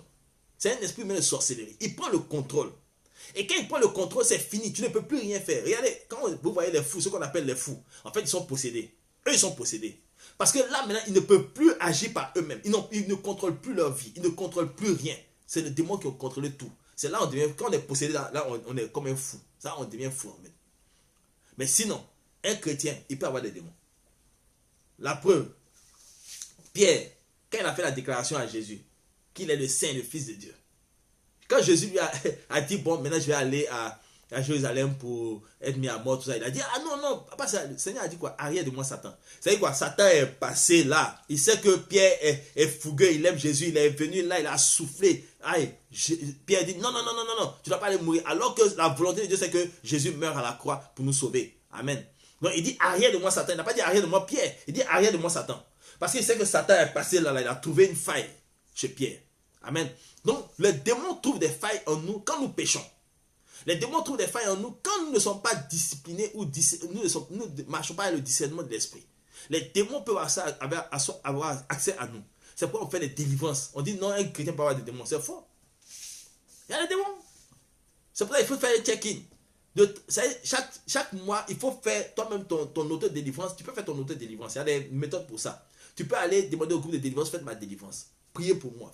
Priez, on va voir. C'est peut-être un esprit qui est caché là qui attend. Parce que le démon, Jésus dit que le démon, en Matthieu chapitre 12, c'est son lieu de repos. Le lieu de repos là, ce n'est pas un lieu d'agitation. C'est un lieu de repos. Donc le démon, il est au repos. Et puis quand il veut faire, il souffle. Parce que c'est un souffle. Il souffle. Et puis tu commets la faute. Et puis il est tranquille encore. Toi, tu commets la faute. Et puis il s'assoit tranquille.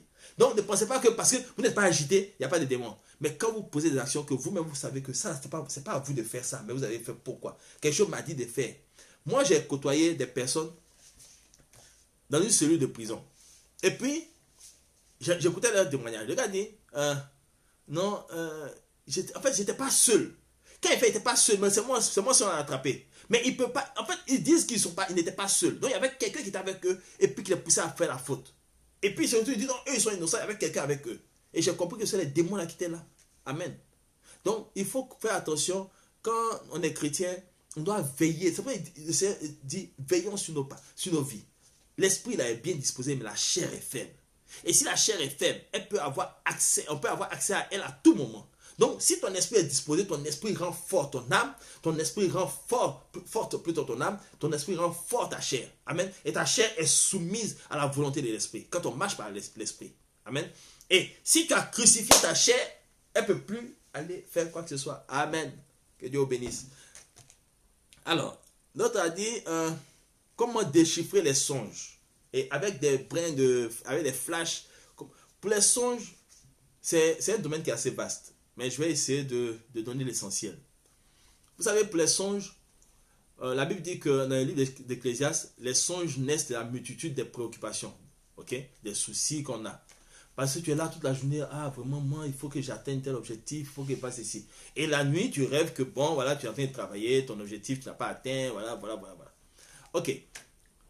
Un songe a une source, une préoccupation, une inquiétude, ou quelque chose qui va nous arriver. Il y a toujours une source. Il y a toujours une cause plutôt. Amen. Alors, quand on fait un songe, la plupart du temps, je demande à la personne, comment tu as prié avant de dormir? Ou bien, quand elle dit, non, bon, j'ai prié comme ça, mais je n'ai pas parlé de ça. Je dis, ok, quelles sont tes attentes actuelles?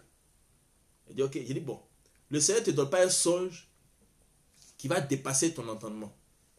Si jamais ça dépasse ton entendement, c'est qu'il veut se glorifier. Ça, c'est quand la personne est païenne. Mais si tu es chrétien, si tu es vraiment chrétien, pas chrétien générique, tu es chrétien là. Normalement, quand tu fais un songe, pendant que toi, tu es en train de revoir le songe, tu notes. Pendant que tu es en train de noter, le Seigneur te dit, voici ce qui se passe. Amen.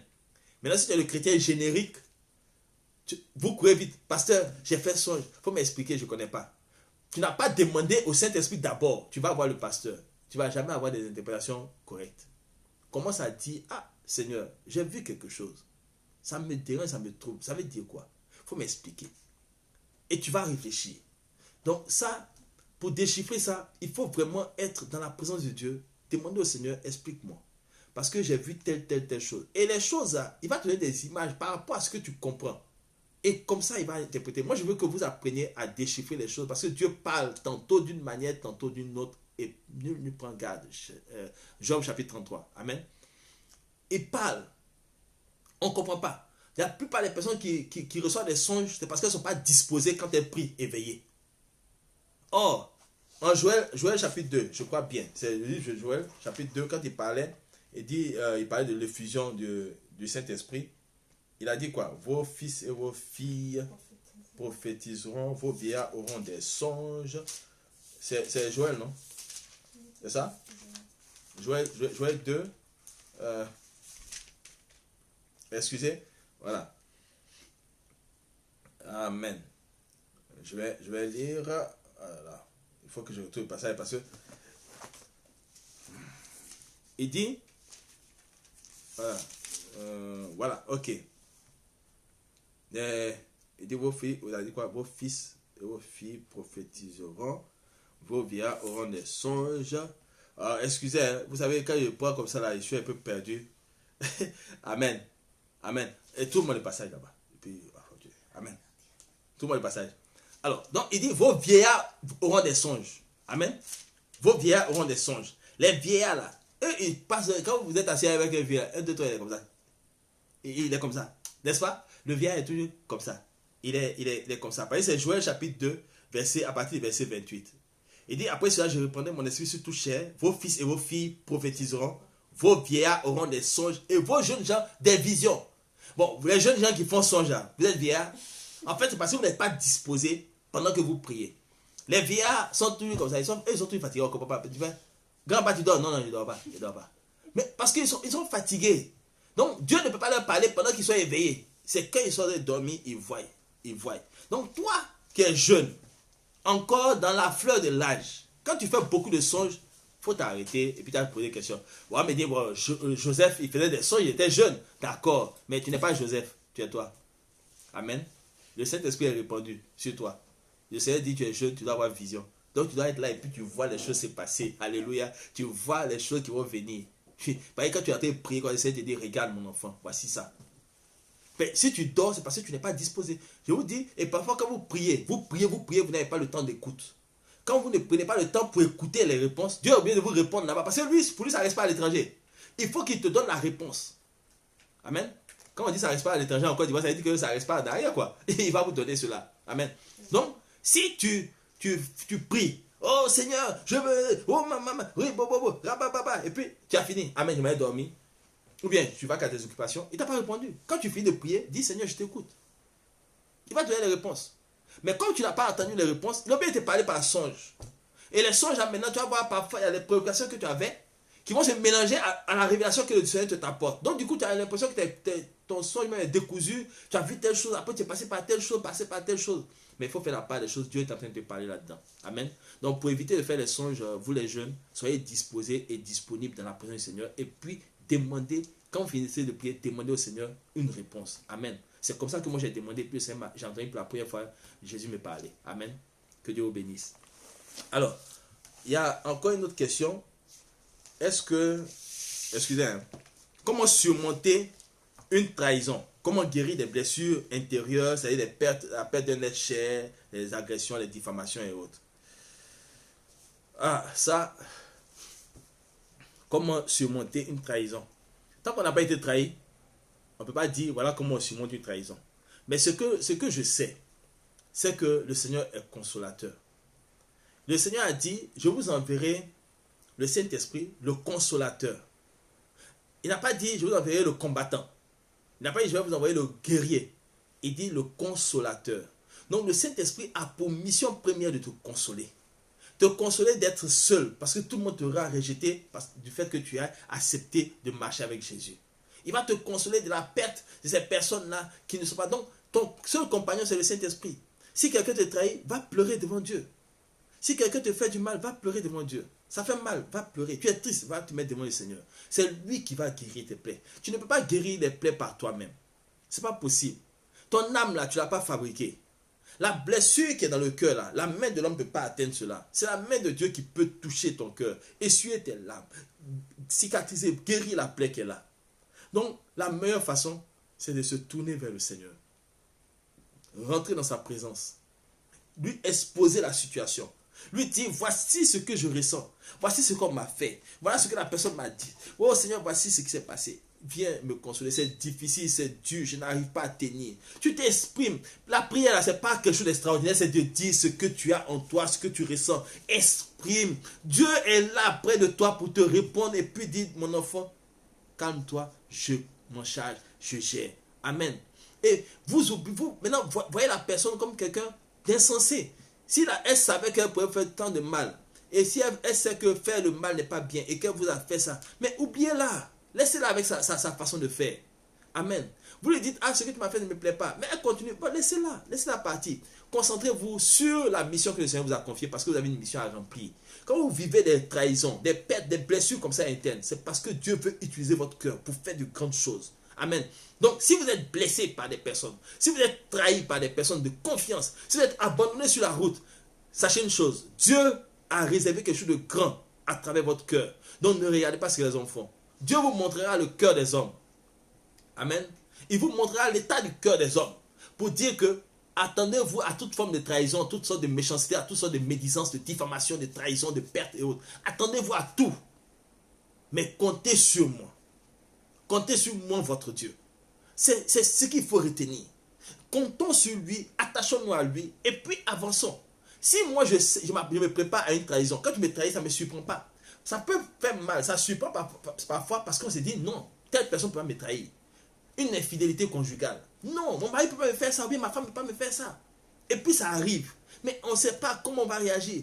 Non, on est obligé de garder son sang-froid et puis aller devant Dieu pour dire ça fait mal, aide-moi, parce que je ne peux pas pardonner ça là, je ne peux pas. Mais aide-moi. Si tu veux vraiment que Dieu t'aide, tu dis aide-moi. Parfois, mais tu ne veux pas que Dieu t'aide, tu dis c'est bon, allez. Non, aide-moi à surmonter. Je ne peux pas. Aide-moi à surmonter. Donc, le seul recours que nous avons, c'est le Saint-Esprit. Alléluia. La prière. Amen. Alors, il y a aussi la question de comment surmonter les difficultés financières dans un couple. Comment surmonter les difficultés financières dans un couple quand le mari a plus que la femme, ou quand la femme a plus que l'homme, ou quand les deux n'ont rien du tout. Ah, comment surmonter? Alors, on repart en arrière. Comment vous vous êtes connus? Quel était le rêve que vous avez nourri ensemble? Sur quoi vous êtes appuyé pour entamer la marche ensemble? Parce que le mariage, c'est une entreprise que vous créez à deux. C'est une entreprise. Vous allez produire. Quand le Seigneur dit soyez féconds, multipliez, produisez, c'est la reproduction, c'est la multiplication, c'est la valorisation de ce que vous avez en vous. Donc, c'est que c'est une entreprise que vous êtes en train de faire, une industrie que vous montez quand vous vous mariez. Mais comment vous êtes entendu au départ? Parce que s'il y a une difficulté, par exemple, le monsieur a beaucoup d'argent, plus que la femme, et puis, bon, la femme n'arrive même pas à prendre 500 francs dedans. Si elle prend dedans, c'est des problèmes. Si elle lui demande, il va l'insulter. Mais comment vous êtes entendu avant de vous marier? Si la femme aussi, elle en a, le monsieur n'a pas de travail, mais la femme a eu la grâce d'avoir un travail, elle a un salaire, elle fait comment? Mais le monsieur doit aider la femme. En tout cas, l'un doit aider l'autre. Amen. C'est plus compliqué quand c'est l'homme qui n'a pas, et puis la femme en a. Les hommes sont toujours en compétition avec les femmes, chose qui ne doit pas être. On n'est pas en compétition avec notre femme. Écoute, si toi tu as eu du travail, c'est parce que moi, ton mari là, je suis une bénédiction pour toi. Oui. Si moi, ton mari, je suis là et je prie pour toi, et que tu travailles et tu as un salaire, je participe aussi au salaire. Il y a moyen dedans aussi. C'est normal que je moyen dedans. Amen. Mais par contre, ce que je ne dois pas faire, c'est contrôler ton argent. Non. C'est pourquoi l'homme doit savoir ce qu'il a à faire. Parce qu'un homme ne peut pas s'asseoir sans avoir un salaire, sans avoir de l'argent. C'est compliqué. Si tu es comme ça, cherche à savoir. C'est que Dieu t'appelle pour aller travailler pour lui. Tu ne peux pas trouver d'emploi. Tu ne peux rien faire. Demande au Seigneur c'est quoi le problème. C'est qu'il y a un appel sur ta vie. Amen. Donc, pour surmonter les difficultés financières, il faut se remémorer ce que nous avons pris comme engagement et puis être fidèle à l'engagement que nous avons pris l'un envers l'autre. Parce que si on s'est promis, juré amour, fidélité et assistance, ça veut dire quoi? Si moi j'en ai, c'est pour nous deux. Si tu en as, c'est pour nous deux. Donc ce qui t'appartient m'appartient. Même quand on dit séparation de biens, ouais, ça c'est séparation de biens, mais nous sommes communs. Amen. Donc c'est la communauté de biens. Parce que l'esprit, la prière, là, c'est en communauté nous faisons la prière. C'est en communauté que je prie pour toi, tu pries pour moi. C'est en communauté d'esprit que nous sommes une seule chair. Donc nous sommes communs. C'est quand nous prions, nous produisons et nous développons. Alors quand tu vas au travail, tu es efficace, ma femme. Moi, ma femme, je prie pour elle. Je dis, va. Et puis voici. Amen. Que Dieu nous bénisse. Je prends mon exemple. Moi, ma femme, quand elle devait travailler, j'ai dit au Seigneur, bon, quelle parole de bénédiction j'ai donnée à ma femme. La seule parole que le Seigneur m'a dit, il m'a dit, tant qu'elle sera soumise à toi, tant qu'elle t'honorera, toi, en tant que mari, moi, je vais toujours l'élever. Le diable va faire quoi? Il va vouloir maintenant l'amener à ne pas m'honorer, à vouloir se comporter n'importe comment avec moi. Donc, je prie toujours pour qu'elle soit toujours ce carnaval-là que Dieu lui a donné. Donc, ma femme, je la bénis. Je prie pour elle, je l'encourage. Vas-y. Et puis, si jamais quelqu'un veut lui faire quelque chose, la personne aura affaire à moi par la prière. Amen. Donc, j'accompagne ma femme. moi je ne travaille pas. Moi je dirais que c'est pas normal que moi, je ne travaille pas, ma femme va travailler. Non, mais le Seigneur il est souverain. Quand il a mis ça, il a dit, va faire mon travail. On va faire son travail. Amen. Donc, je prie pour ma femme afin qu'elle ait toujours la force, la capacité. Et même si c'est dans les activités, comment je peux l'aider pour faire des activités dans la prière. S'il n'y a pas l'argent, j'ai la prière. Ma première richesse, c'est la prière. Amen. C'est la prière. Donc je l'encourage, je la booste, je l'accompagne. C'est mon plaisir. Là, c'est mon plaisir à moi. Parce que si ma femme s'épanouit, je suis épanoui. Qui veut voir sa femme amère dans la maison tous les jours? À moins que tu sois un arbre amer toi-même. Amen. Que Dieu nous aide. Amen. Alors, il y a ce qui est de l'appel. Qu'est-ce qu'il faut faire? Comment se comporter? Que faut-il faire quand le conjoint s'oppose à ton appel? Soit l'homme est appelé à servir Dieu, mais la femme n'est pas d'accord. Soit la femme est appelée à servir Dieu, l'homme n'est pas d'accord. Mais dans tous les cas, tous les deux vous êtes appelés à servir Dieu. Amen. Mais si vous ignorez ce que vous êtes, parce que je disais, quand il parlait de guérison nos conjoints, dans la vidéo, si vous allez dans guérison nos conjoints, acte 2, je parlais de savoir qui on est, quelle est la vision qu'on a, quelle est la mission qu'on a. Si un homme ignore ce qu'il a à faire avec Dieu, c'est normal qu'il s'oppose à ce que sa femme a compris qu'elle doit faire les choses avec Dieu, pour Dieu. La femme, c'est plus compliqué quand il y a des hommes, par exemple, qui ont abandonné l'œuvre de Dieu pour faire plaisir à leur femme et ils ont eu des problèmes. Il y a des femmes qui ont laissé l'œuvre du Seigneur pour faire plaisir à leur mari. Elles ont eu des problèmes. Mais qui empêche de faire l'œuvre de Dieu? C'est pas Dieu. Dieu ne peut pas s'empêcher lui-même de faire son œuvre. Dieu ne peut pas s'empêcher de faire son œuvre. Comment faire l'œuvre de Dieu peut être quelque chose de diabolique? Ça, c'est la première question que moi j'ai envie de poser à tous ceux qui s'opposent, que ce soit mari comme femme. C'est quoi le problème? Parce qu'en fait, je pense que les gens sont partis de la pensée de quand on fait l'œuvre de Dieu, on est pauvre. Quand on fait l'œuvre de Dieu, on est misérable. En fait, je crois que c'est parti de là. Mais il faut comprendre que si la femme est en train de manifester les dons de l'esprit, c'est que toi, l'homme, tu as une partie de la mission. Parce que Dieu dit, l'homme là, est là. Il est le chef de la femme. La femme, elle est en bas de l'homme. Mais elle porte la mission de l'homme. Elle est l'aide de l'homme. Mais pourquoi la femme développe quelque chose que l'homme n'a pas? C'est pas normal. La femme, ce qu'elle développe là, c'est pour aider son mari, pas pour aider quelqu'un d'autre. Amen.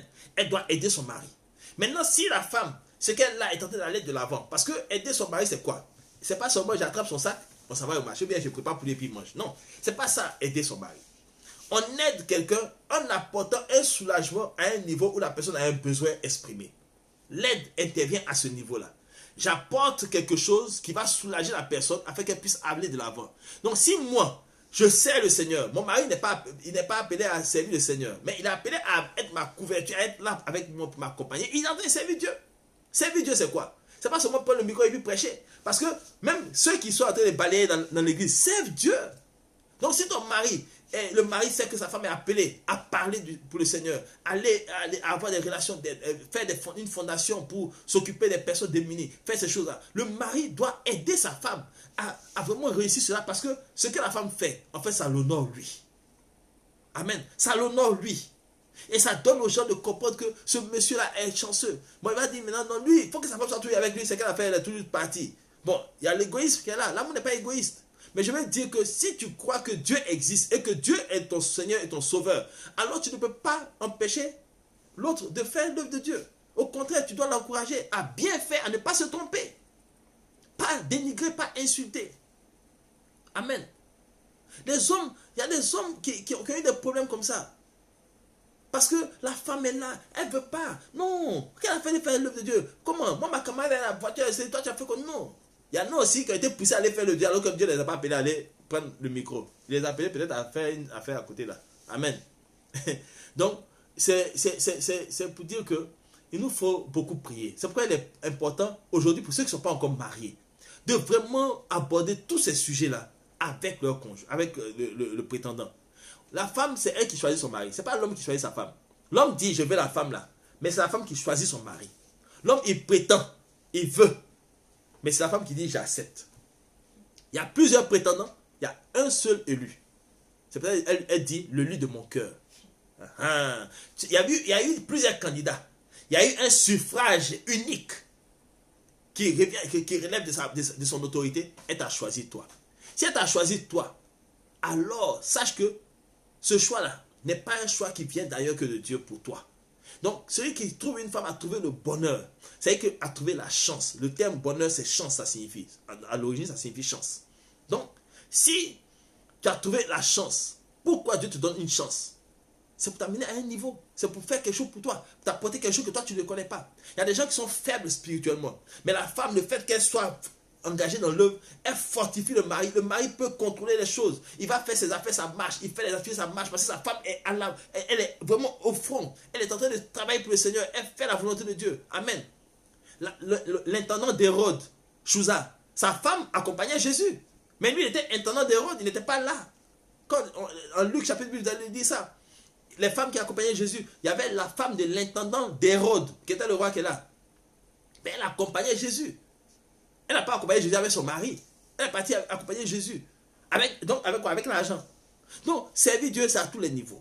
Et il est important de comprendre quel est l'appel de chacun.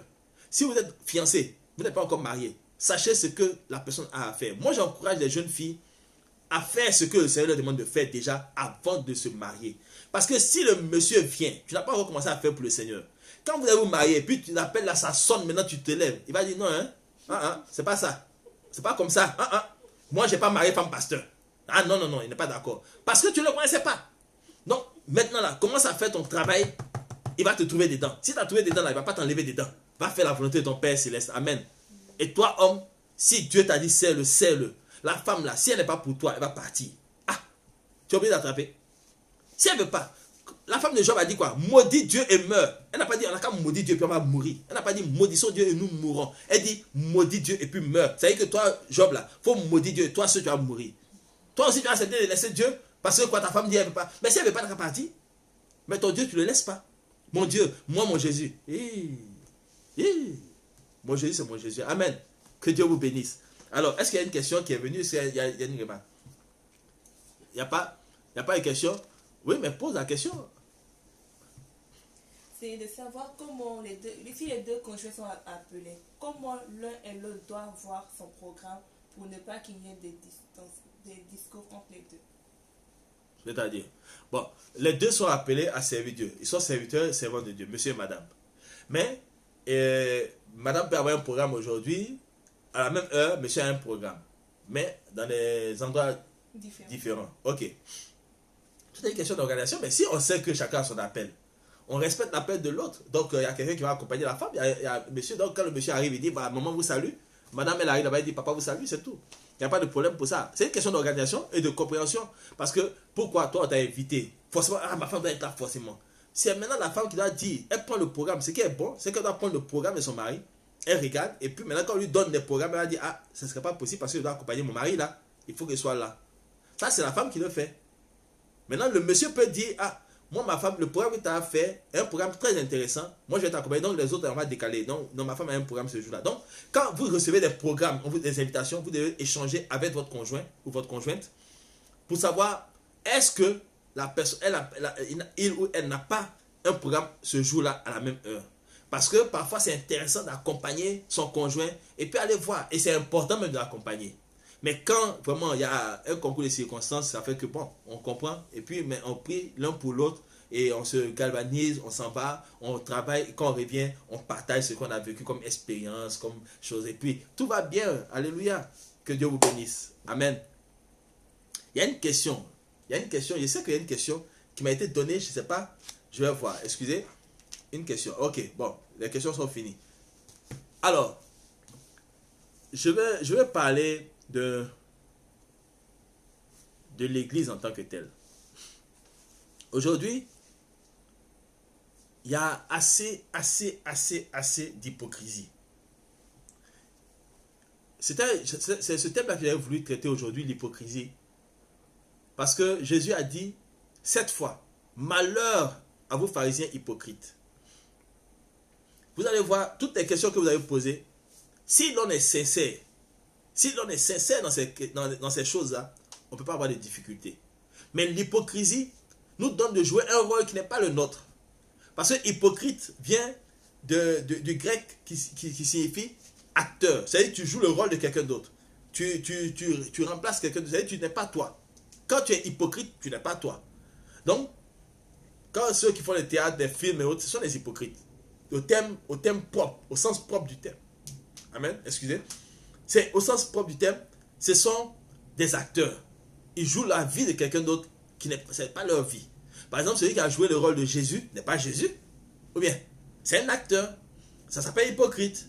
Maintenant, c'est devenu une injure. Pourquoi? Parce que les gens, dans leur quotidien, ne se comportent pas dans la vérité. Ils marchent avec des personnes, ils ne disent pas la vérité. Ils se montrent à eux-mêmes d'abord. Ils sont hypocrites avec eux-mêmes d'abord. Donc du coup, ils n'arrivent pas à se retrouver. Quelqu'un qui se ment ne pourra jamais te dire la vérité. Quelqu'un qui se ment ne te dira jamais la vérité. Quelqu'un qui se ment ne fera pas ce que tu attends d'elle. Amen. Donc, si on parle d'hypocrisie, c'est vraiment ce qu'il faut bannir de notre langage, de notre attitude, de notre comportement. Évitons d'être hypocrites, soyons sincères dans ce que nous faisons. Parce que rire avec quelqu'un et puis parler mal dans son dos, c'est méchant, c'est hypocrite et c'est mauvais. Donc, le Seigneur ne peut pas nous demander d'aimer notre prochain comme nous-mêmes. Et puis, on va faire cela. À moins que nous nous aimons en nous mentant nous-mêmes. À ce moment, on peut mentir à quelqu'un d'autre. Donc, vous allez voir tous ces problèmes qui sont dans les couples, ces relations avec le Seigneur, ce qu'il y a à faire avec le Seigneur. Si, comment ça s'appelle, quand vous dites la question même, comment reconnaître la voix de Dieu, la voix du diable et autres, mais c'est quand vous-même, vous n'êtes pas sincère dans votre façon de faire avec vous-même. Vous ne pouvez pas savoir, vous ne pouvez plus savoir si c'est vous qui vous parlez, si c'est votre esprit, c'est l'esprit de Dieu, ou bien c'est l'esprit du diable qui vous parle. Vous ne pouvez pas savoir. Parce que vous n'êtes jamais sincère avec Dieu même quand vous priez. Il y a des gens qui viennent devant le Seigneur, ils ont un problème. Ils ne disent pas qu'ils ont un problème. Ils disent, oh Seigneur, tout va bien dans ma vie, merci parce que tu m'as béni. Mais tu te mens.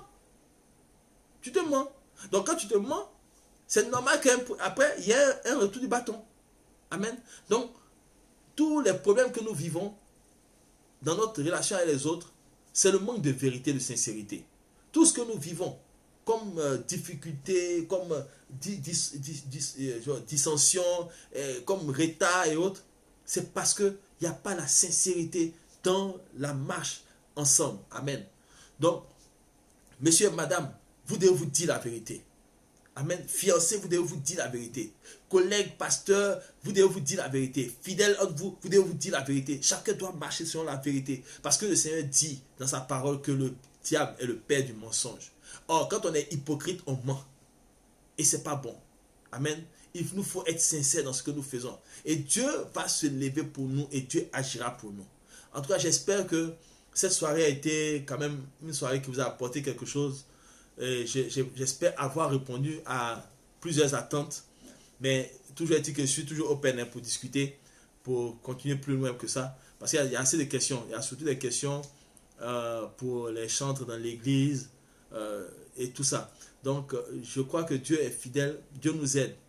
Il nous a enseigné, il nous a instruit. Et nous lui rendons grâce de ce qu'il nous a donné comme connaissance, de ce qu'il nous a démontré et montré à travers notre marche de tous les jours. De ce que pendant 21 ans, il nous a donné vraiment la capacité de retenir les leçons, de comprendre des choses, comment revenir à lui, comment marcher avec lui, comment comprendre que marcher avec lui est passionnant, comment l'aimer tous les jours, même quand c'est difficile. Je crois que marcher avec le Seigneur, il n'y a rien de plus passionnant que cela. Et il vous faut compter sur le Seigneur. Le Saint-Esprit a été envoyé pour vous bénir, pour vous accompagner, pour vous soutenir. Il est là tous les jours. Côtoyez-le, prenez-le comme votre associé, votre partenaire, vivez avec lui pleinement et rendez gloire à Dieu toujours parce que Dieu prend soin de vous au nom de Jésus. Amen. Alors nous allons prier et recommander le reste de la soirée au Seigneur et vraiment prier afin que le doute vous quitte, que le doute s'éloigne de vous et que votre relation avec le Seigneur soit une relation intime et parfaite. Amen. Ô Éternel, je veux te rendre grâce encore en cette nuit pour ton peuple, Seigneur. Je bénis ton nom pour ce que tu apportes à chacun. Je bénis ton nom pour ta victoire, ô Éternel, sur les œuvres de la chair. Merci parce que tu donnes à tes enfants de marcher avec toi en sérénité, en pleine quiétude. Que tes enfants soient animés et ravivés par ta paix que tu leur donnes. Que la paix qui surpasse toute intelligence soit leur partage. Père, je prie que là où il y avait des difficultés, Seigneur, que la lumière paraisse afin que tout ce qui était caché soit révélé et vaincu au nom de Jésus. Père, je prie que là où il y avait des esprits qui étaient venus, ô Éternel, s'attacher à des vies, que maintenant même il y ait des délivrances au nom de Jésus. Père, que ton esprit souffle et que l'on sache que tu es Dieu. Oh, dans les cieux, sur la terre, sous la terre, tu contrôles toutes choses. C'est pourquoi tu apportes la guérison des cœurs. Tu apportes la guérison des âmes dans le cœur de tes enfants, Seigneur. Guéris leur cœur. Guéris le cœur, les âmes des personnes malades, Seigneur. Voici ces personnes qui ont perdu des êtres chers. Oh Seigneur, que le sang de l'agneau qui a coulé parle encore en cette nuit en leur faveur et qu'il soit cicatrisé. Car c'est par tes meurtrissures que nous sommes guéris, comme le déclare ta parole en Ésaïe chapitre 53. Seigneur, guéris ton peuple. Guéris, tu es venu pour guérir ton peuple. Guéris ton peuple encore en cette nuit. Guéris-le encore en ce jour où ils entendent ce message et que ton nom soit glorifié dans leur vie. Au nom de Jésus. Amen. Amen. C'était votre serviteur Ndiaye Moussa Daniel de la mission apostolique Fleuve d'eau vive. Nous sommes situés à Yopougon, quartier millionnaire, Carrefour Colonel, rue Mafèvre. Amen. Alors donc, soyez bénis encore et n'hésitez pas. Moi, je suis open. J'ai dit, je discute dans les limites de la parole de Dieu. Je ne fais pas des polémiques. Je ne suis pas dans les polémiques. Mais une chose est sûre, rendons simple ce qui est simple. Car la Bible est descendue sur la terre. Ne la ramenons pas au ciel là-bas. Elle est descendue sur la terre pour qu'on la comprenne, pour qu'elle soit compréhensible et accessible. La parole de Dieu est venue dans la chair humaine là. Elle est venue à l'habiter parmi nous pleine de grâce. Et elle nous a appris ce que nous sommes en tant qu'enfants de Dieu. Car cette parole-là dit que nous devons dire à celui qui est dans les cieux qu'il est notre Père. En tout cas, soyez bénis et marchez avec la paix, marchez avec la joie au nom de Jésus. Amen.